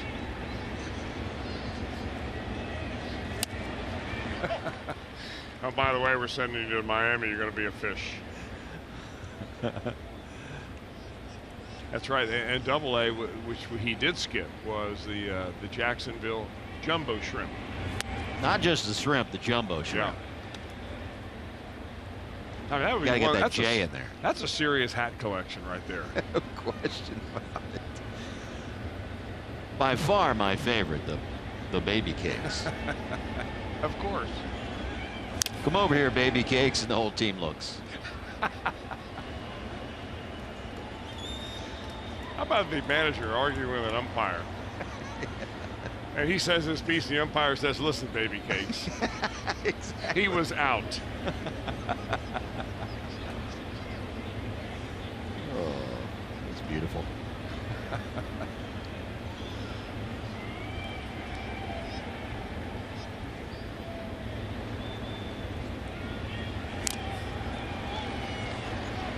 Just getting a piece and staying alive is Traum.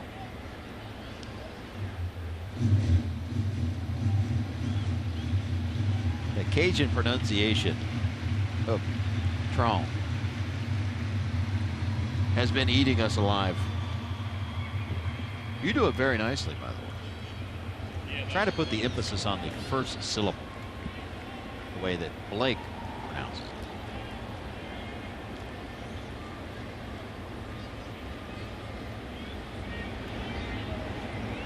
I was hoping that maybe his family would be down here in Miami and they'd bring with them a whole bunch of crawfish. Yeah. Strike 3 called. 9th red to strike out in this one.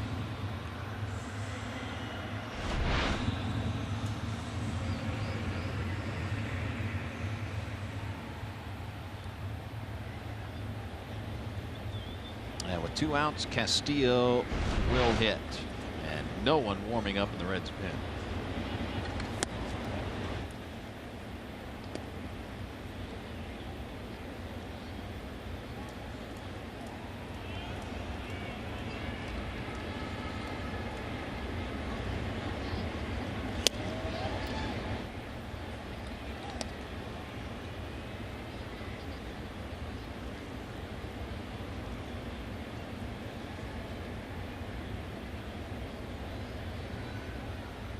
Two-0, 3-0.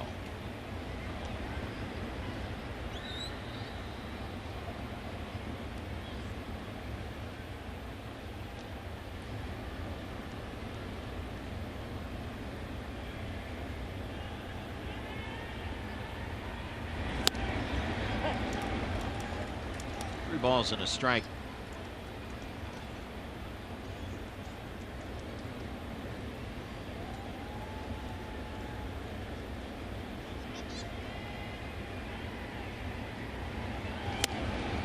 From 3-0 to 3-2.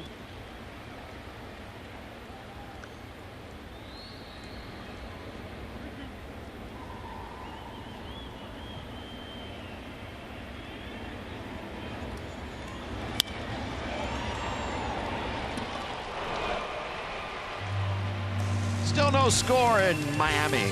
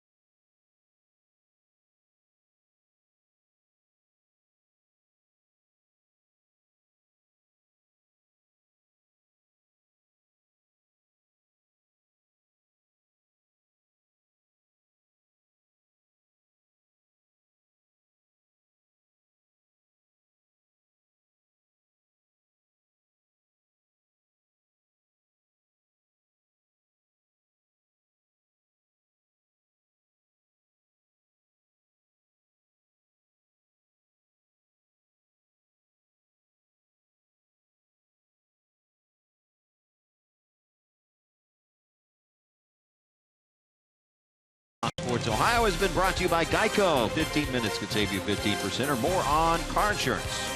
And by Toyota. For over 30 offers, visit buyatoyota.com. Toyota, let's go places. Reds Live, the pregame is, as always, presented by Ray St. Clair Roofing. As we get you ready for that day or night's action. First look at the lineup, interviews, tech talk, Tom's tidbits, and more. Night game tomorrow. Anthony DeSclafani will climb the hill against Jose Urena. 6:30 for Reds Live, and the game to follow.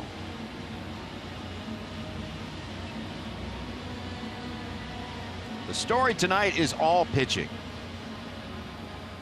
And for the Reds, Luis Castillo is out there for inning number 8.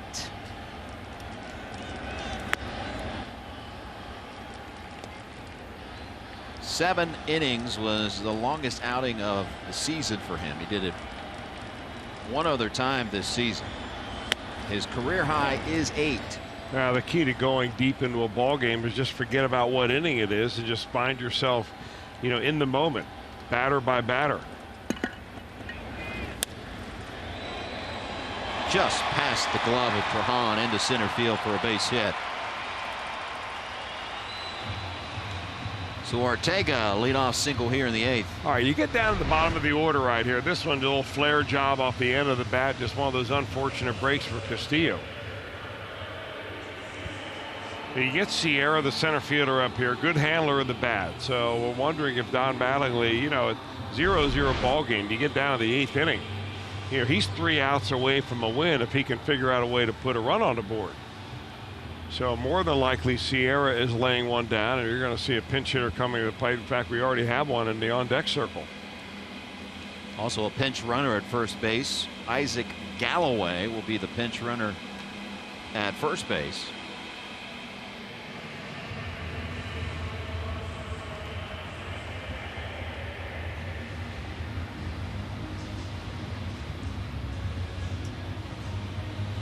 And the meeting is broken up.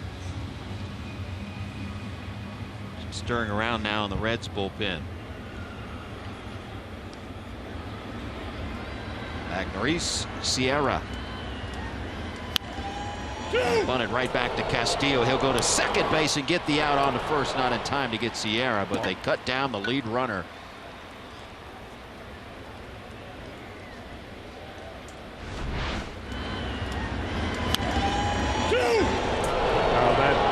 Sound you heard that said was 2. That was from Casale, and I don't think that Luis Castillo needed any help right there. He knew that. I mean, that was basically a 2-hopper back to him. Horrible bunt by Sierra. So the Marlins find themselves with 1 out and a runner at first base still. I'm not sure what Jim Riggleman wants to have clarified here. It probably something to do with how the runner went into second base. Was it a legal slide? And of course, the question of the legal slide, they're probably going to get together as an umpire crew first and talk about it. And then they're going to put the headset on and talk to the crew in New York. The question is whether you're on the ground before you get to the bag. And basically your butt has to hit the ground, the dirt, before you get to second base, and if you do, then it's a legal slide. And if you're able to stay on the bag. And Riggleman, this is a good idea for Jim Riggleman, because you may be able to buy it out if in their interpretation it's not legal, but he's on the ground. Is he able to stay on the bag? That's the question mark there. It's a pop-up slide, and normally those are the safest kind of slides for a runner to break up a double play. The roll block slide is no longer legal.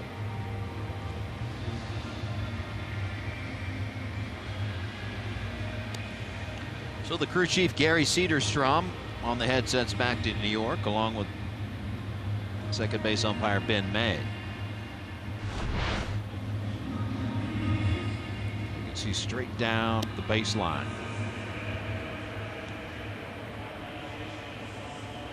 I want to say that's going to be a legal slide. Well, even if it's an illegal, I mean, they had no chance to get the runner at first base.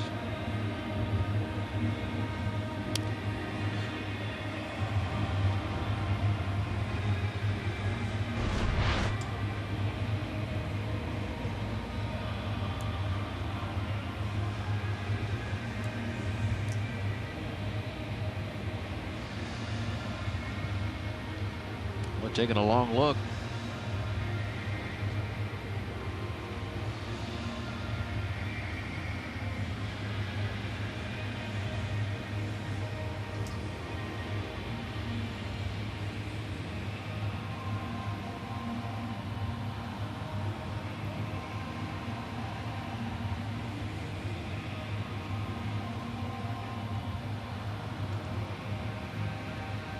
Everyone waiting with bated breath.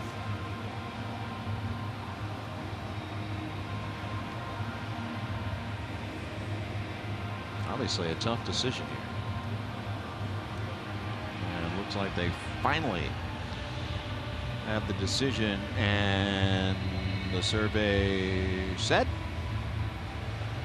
Out. Oh, wow. Good job by Riggleman and Pat Kelly to grab a technicality right here.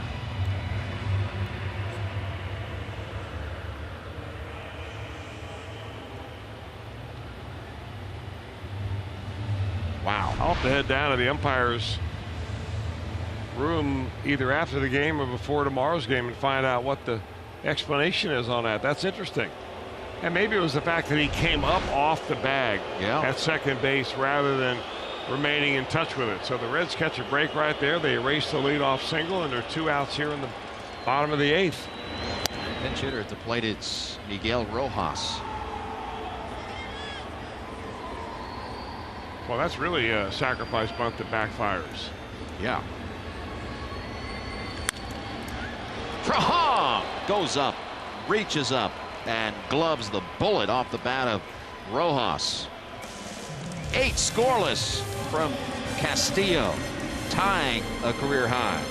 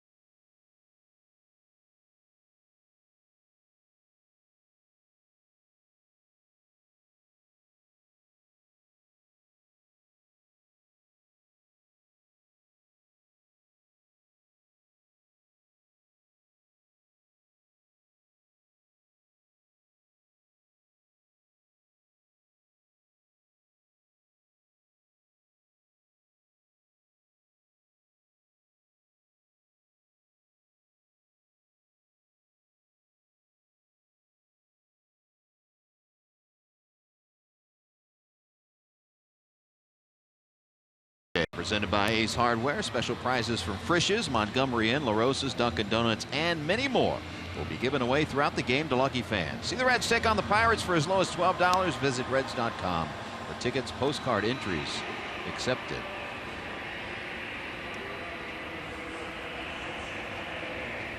Ninth inning, a scoreless game. Isaac Galloway stays in the game. He is in right. And a new pitcher on for the Marlins. It's lefty Adam Connolly, third pitcher of the night.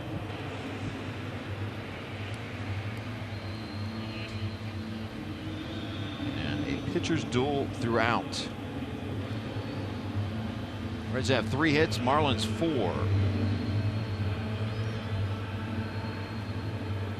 And the Reds will send up the top of the order. Billy Hamilton, Dilson Herrera, Joey Votto. Trying to scratch out a run.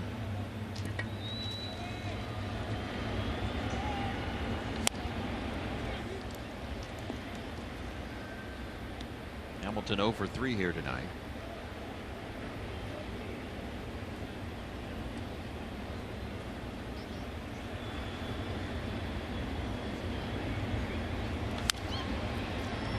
No balls and 2 strikes.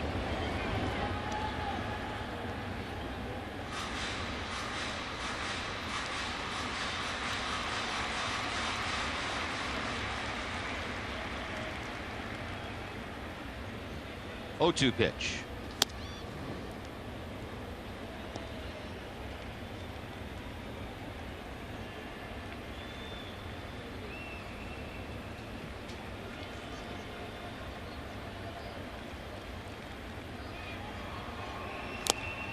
Down goes Hamilton, out number 1. Pretty good arm right there from Conley. Comes in throwing 97 miles an hour. Little cross his body, arms and legs coming at you. It reminds you a little bit of Josh Hader from the Milwaukee Brewers. He's not had the kind of strikeout success this year, nor earned run average success that Hader does, but he's remarkably been able to throw a lot of strikes. Only walked 1 batter since August the 18th. Wow.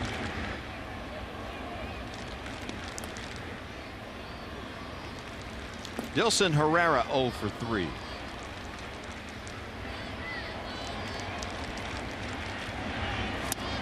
Oh, then he's got a changeup too. Huh.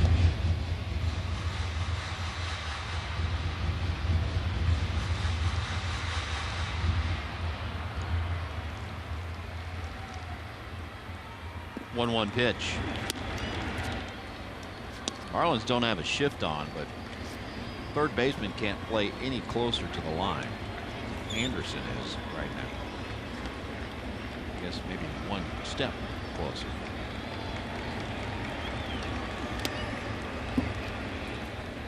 Well, they're figuring maybe Conley will throw a little slider down and in, and Herrera will lace one right down the line, or maybe just hit a firm ground ball that stays fair right down the line.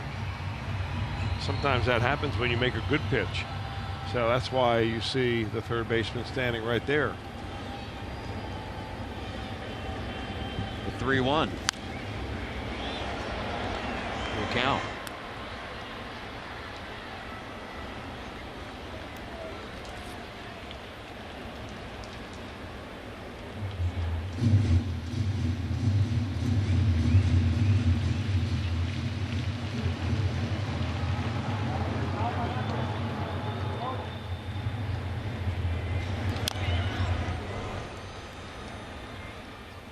Do it again.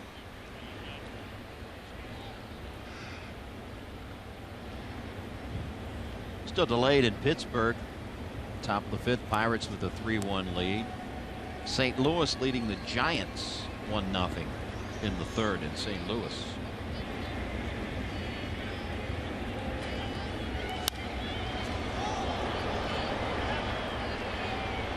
Sierra, 2 outs.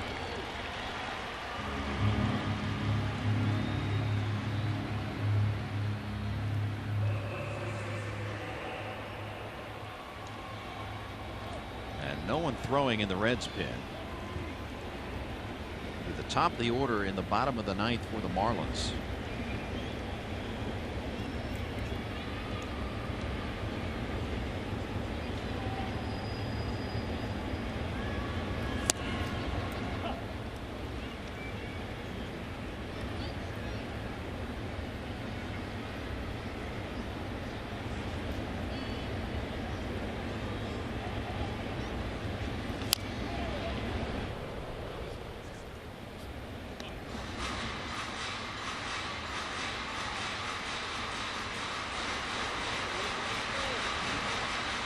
Six times he's faced Conley, 2 for 6 and a home run.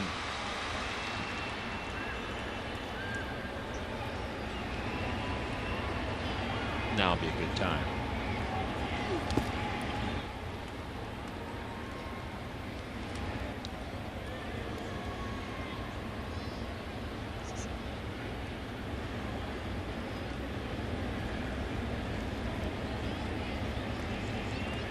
One-two pitch to Votto. Check swing, appeal, nope.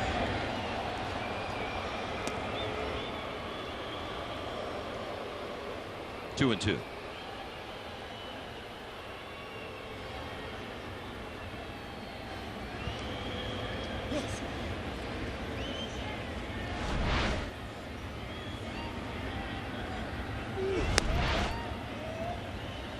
From 0-2 to 3-2, and we've seen this so many times for Votto.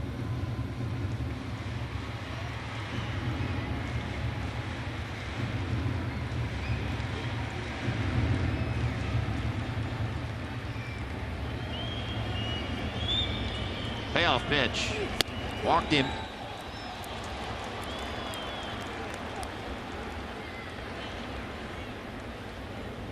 Leadoff man aboard. Suarez coming to the plate. First base runner for the Reds since the first inning. Or since the fifth inning when Philip Irvin hit that double. That is the first walk of this game. Yeah. Surrendered by either team. And it comes in the ninth. Go ahead run on first base. First pitch to Suarez. We will go to the bottom of the ninth in a scoreless game at Marlins Park. Suarez, none too pleased.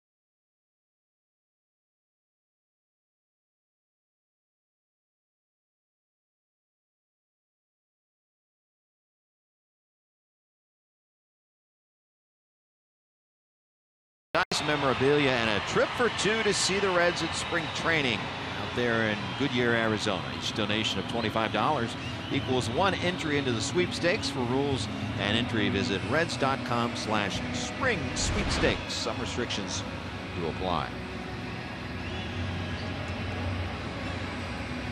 Well, the good news for Luis Castillo is that he has twirled 8 innings of 4-hit shutout baseball. The bad news for Castillo is that if he's going to get the win, he's going to have to pitch through this inning a complete 9 and hope the Reds score on the top of the 10th. Top of the order for the Marlins, JT Riddle at the plate.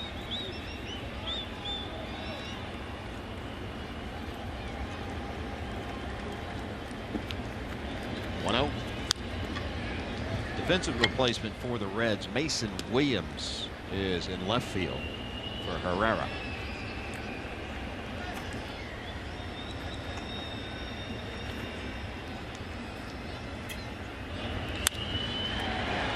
Hamilton, one out.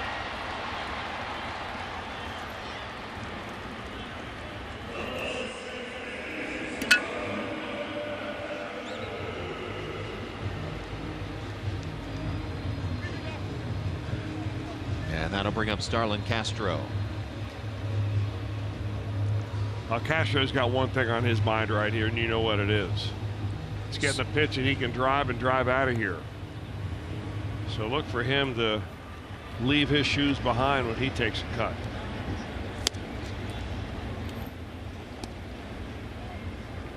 Castro 0 for 3. A couple of ground outs and a fly out. A lot of overs going on in this ball game. Yeah, there are. Ninth inning and still easy gas at 98 for Castillo. And the location of that pitch and the fact that it was a fastball tells me that Castro's looking for something on the inner part of the plate. Got it and was late.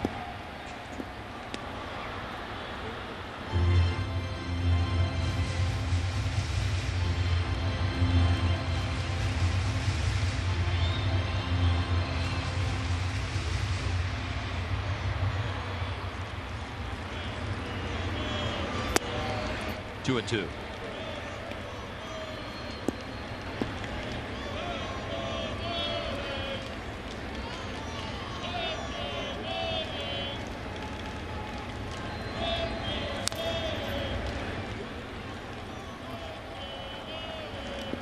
Double-barreled action in the Reds pen.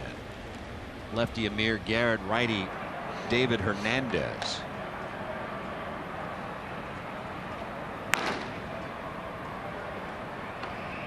.94 pitches for Castillo. Base hit.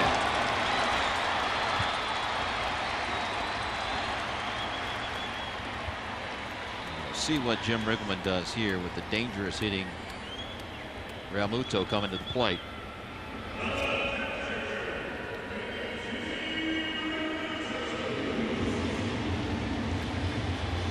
he is going to stick with his youngster Luis Castillo.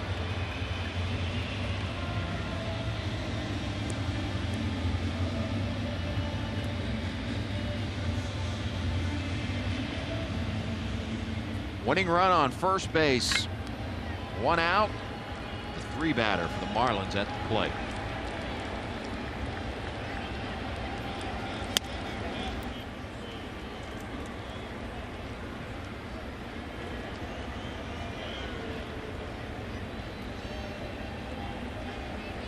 Muto has one of the Marlins' 5 hits.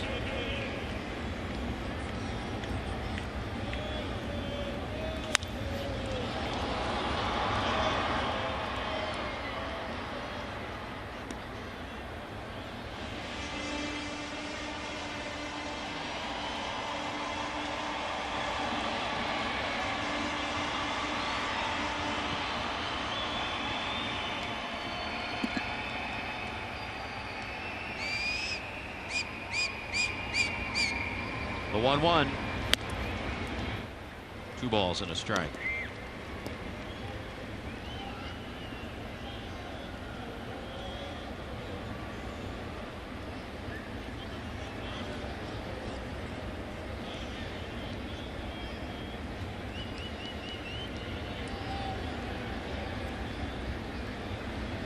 Two-one.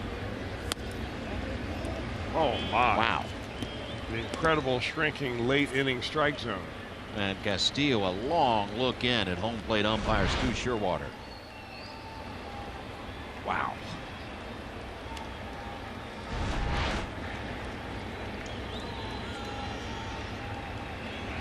Three-one pitch.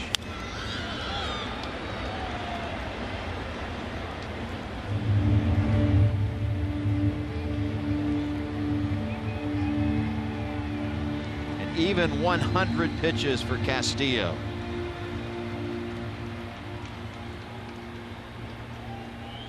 The most he's thrown in an inning is 15. He's about to deliver pitch number 15 here in the 9th. Payoff. Runner going from first. We'll do it again.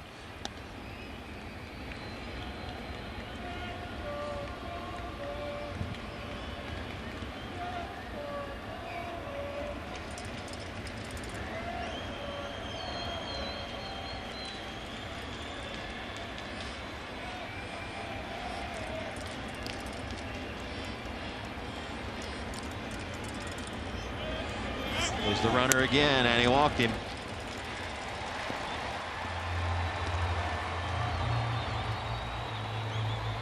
And here comes the skipper. Righty Peter O'Brien is due up, and Riggleman will make the call. And it is the call to the Skyline Chili bullpen. A terrific outing by Luis Castillo. David Hernandez will be called upon. Right now, 8 1/3 innings of scoreless baseball turned in by Castillo. Win or lose, what an outing.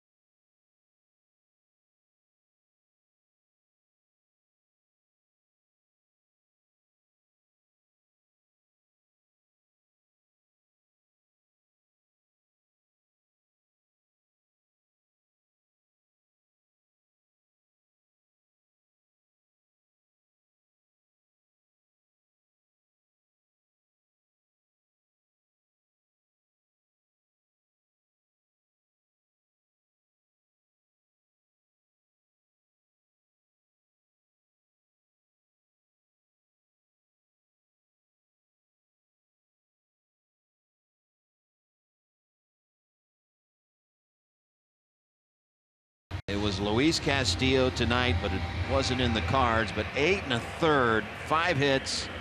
The runners on base, first and second, are his responsibility. Yeah, if there is such thing as deserving a win, this is the line that will show that to you. It also shows you, you know, the common theme nowadays that wins don't mean very much anymore for starting pitchers, and it certainly is the case tonight for Luis Castillo. Great to see him make this huge step forward and dominate the way he did tonight. Now it's up to David Hernandez.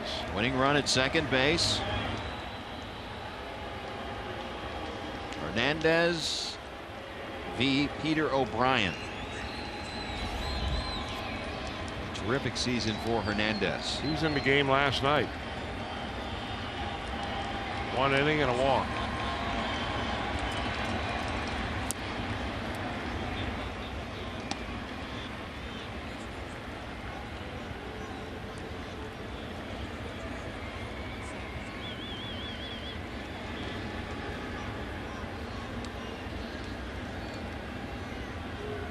One out.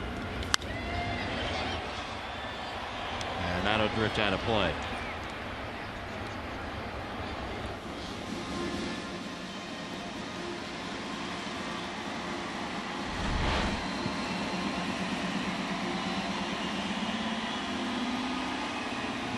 Hoping it would stay in play, but nada. All he can do is look on now and hope his teammate David Hernandez can pick him up.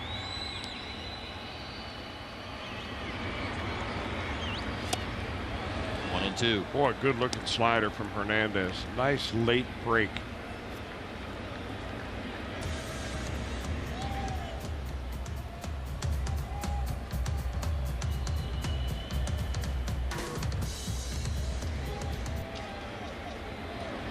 One, two pitch. Rounded left side. Could be two if they hurry. Double play. Big time for Hernandez. He picks up Luis Castillo. And La Piedra says, thank you.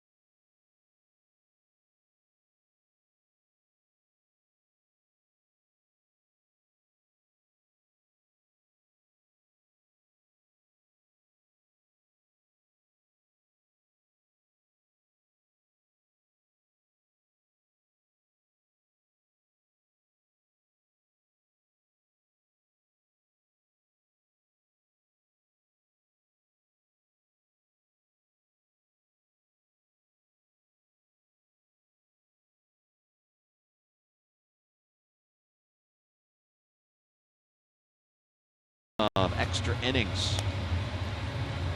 Free baseball from Miami. 0-0 game for Luis Castillo. It's a new career high. 8 1/3, the most he's gone in a big league game of shutout baseball. Boy, did he deserve a win here tonight. Well, it's nice to see him finish up strong after a tough start for Castillo. Got his act together here and more clearly defines where he will fit into the Reds rotation next year. By finishing strong, he'll get one more start before the end of the season. Yep. See if Scooter Gennett can put one on the board for himself and the Reds here tonight. Gennett, Urban, Casale due up for the Reds in the 10th. It's been a tough night for Scooter. Flied out his first time up. A couple of strikeouts since. So here it is in the 10th inning, only his 4th at bat or 4th time to the plate. Right.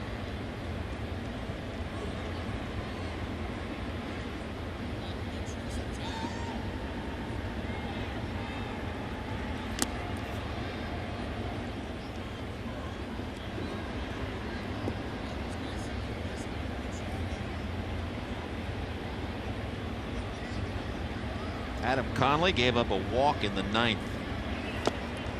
Danced around that with 2 outs.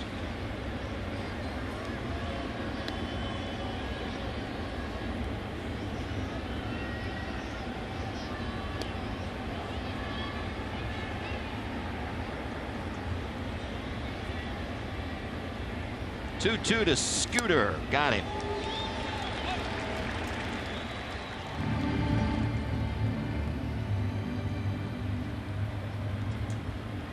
And here comes Don Mattingly. And he will make a call to his bullpen. Kyle Bearclaw's been warming up for them. And here he comes. 1 out into the 10th.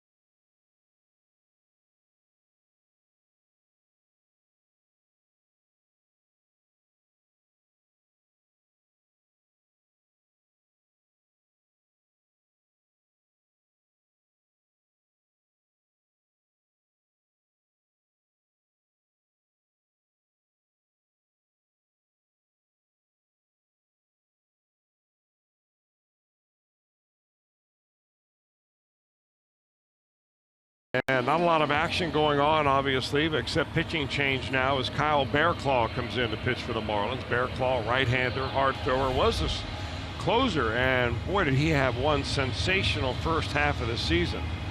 But it has all gone south. He is 10 of 17 in save opportunities. And where he couldn't do anything wrong, held the opposing hitters to a 126 batting average in the first half. It is more like 400 here in the second half. We'll go to work against Phillip Ervin. 1 out and no score here in the 10th.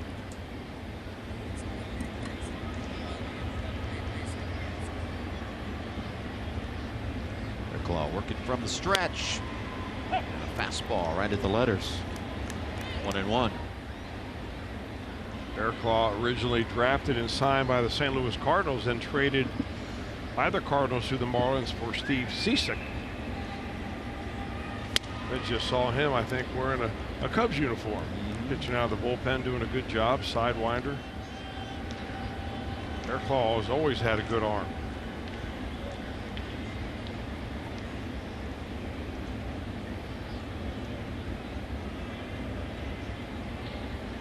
Two-one pitch. Hit well, left, going towards the line is Dietrich. And just on the edge of a very large warning track. He gloves it for out number 2. Bear Claw is really dancing with danger right here, where he's throwing all of his pitches that are up in the zone, not just above the top of the strike zone, but in the upper part of the zone, especially to a high fastball hitter like Phillip Ervin. So he may have gotten away with one right there.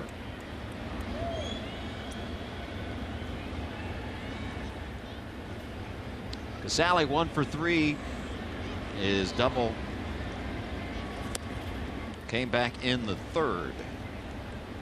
But spoiled a couple of leadoff doubles in the third and the fifth.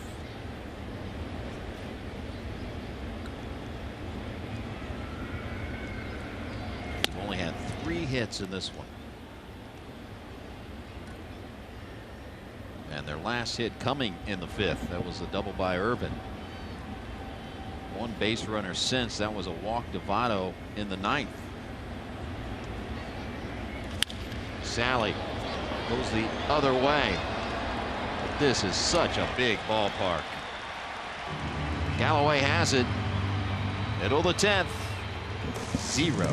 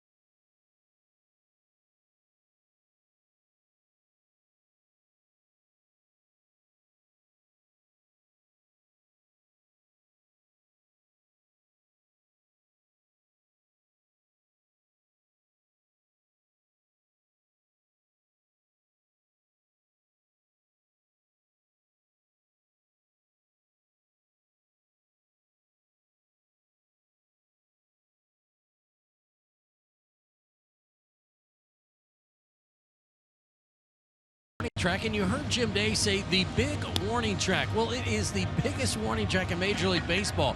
Before the game, I talked to Billy Hatcher. I talked to Phil Ervin about it, and what they said is Billy told each of his outfielders, go out there and see how many steps it is to the wall. Now, Phil Ervin said that at Great American Ballpark, it's 2 steps. When he hits the dirt, it's 2 steps to the wall. Here at Marlins Park, are you ready for this, Jim and Chris? 6 steps from the dirt to the wall. So those guys, you know, everything is timing on those plays at the wall. So you've got to get out there and before the game and get your steps down. And it is a big part. And that was a long drive, but foul off the bat of Derek Dietrich. An early warning track here. That is an early warning track. That would make it really tough, actually, on the grounds crew. Yeah. If I was pitching a game here at Marlins Park. Because, you know, it normally happens about the 5th inning, the grounds crew comes out and they drag the infield. But when I pitched, they used to drag the warning track. Got a lot more use. Got a lot of action out there. Oh. I love some self-deprecating humor. Yeah, especially if it's true.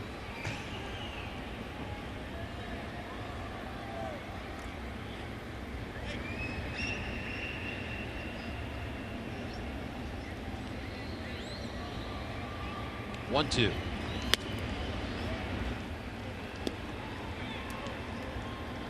Now, you know, this is baseball is where the home field team really has an advantage in extra innings, because every time you don't score, for instance, the Reds as a visiting team, you have to go out there and get 6 outs to win a ball game. Yep.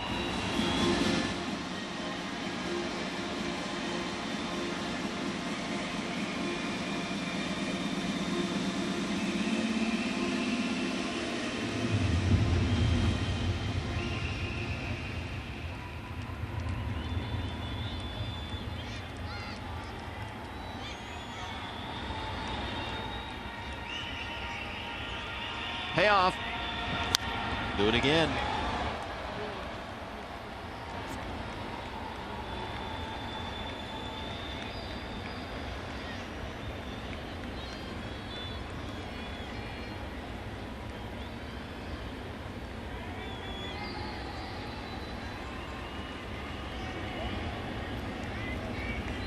Got him. Got him to chase. Hernandez has very good control, but there was a time when David Hernandez was one of the harder throwers around, and he would routinely be mid to upper 90s. He still has a strong arm, but he's got that little extra movement, which comes as a wily veteran figuring out how to put his fingers on the baseball and the seams the right way. Completely in control of that at bat once Dietrich got that long foul ball out of the way. Lace to right, and that's over the head of Irvin. And Anderson in there at second base. He represents the winning run. That ball was smoked.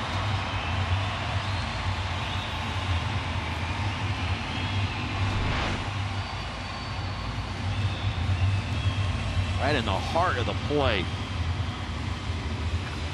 Now Anderson's one of those young men on this ball club that they really feel is a keeper. Third-round pick 2014, got him out of University of Arkansas.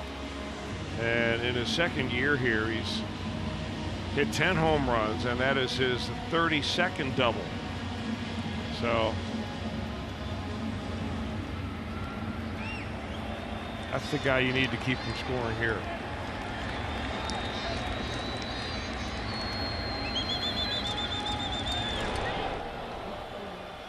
Bluff back at second.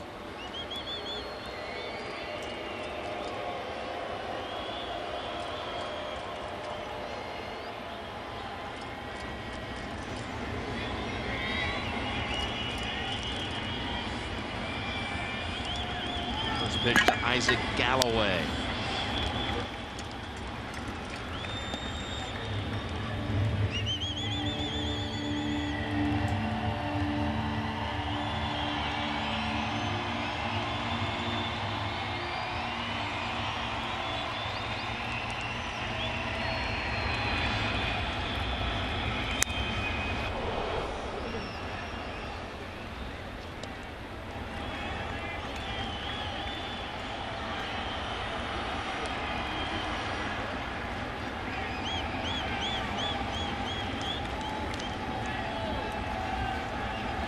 Hernandez ahead, no balls and 2 strikes.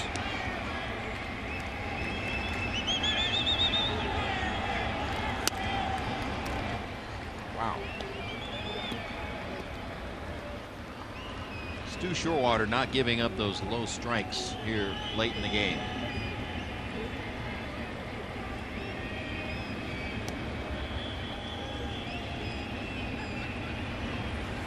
Check swing, appeal down to first. No, says Gary Cedarstrom.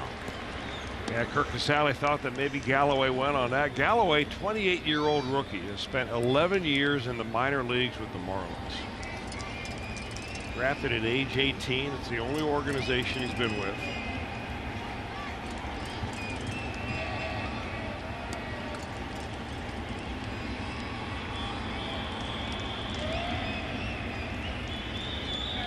Two.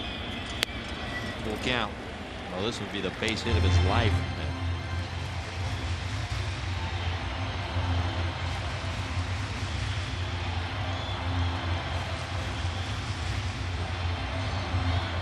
Full count, 1 out. Winning run at second base. Payoff pitch.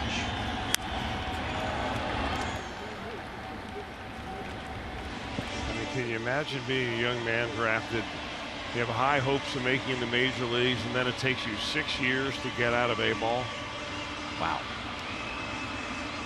I mean, that's a lot of bus miles. You're not kidding.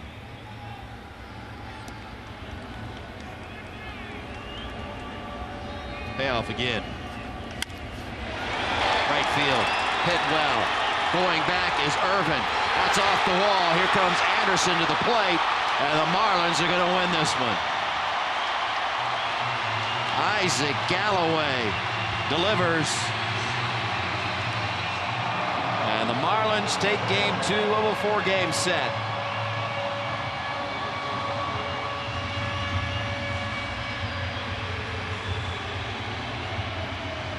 And our Miller Lite hold true moment just happened. Opposite field hitting Isaac Galloway.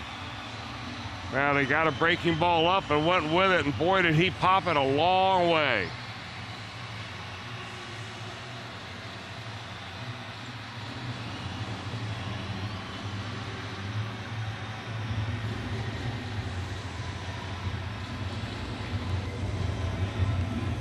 Took the long way to get here, but tonight, the night is his.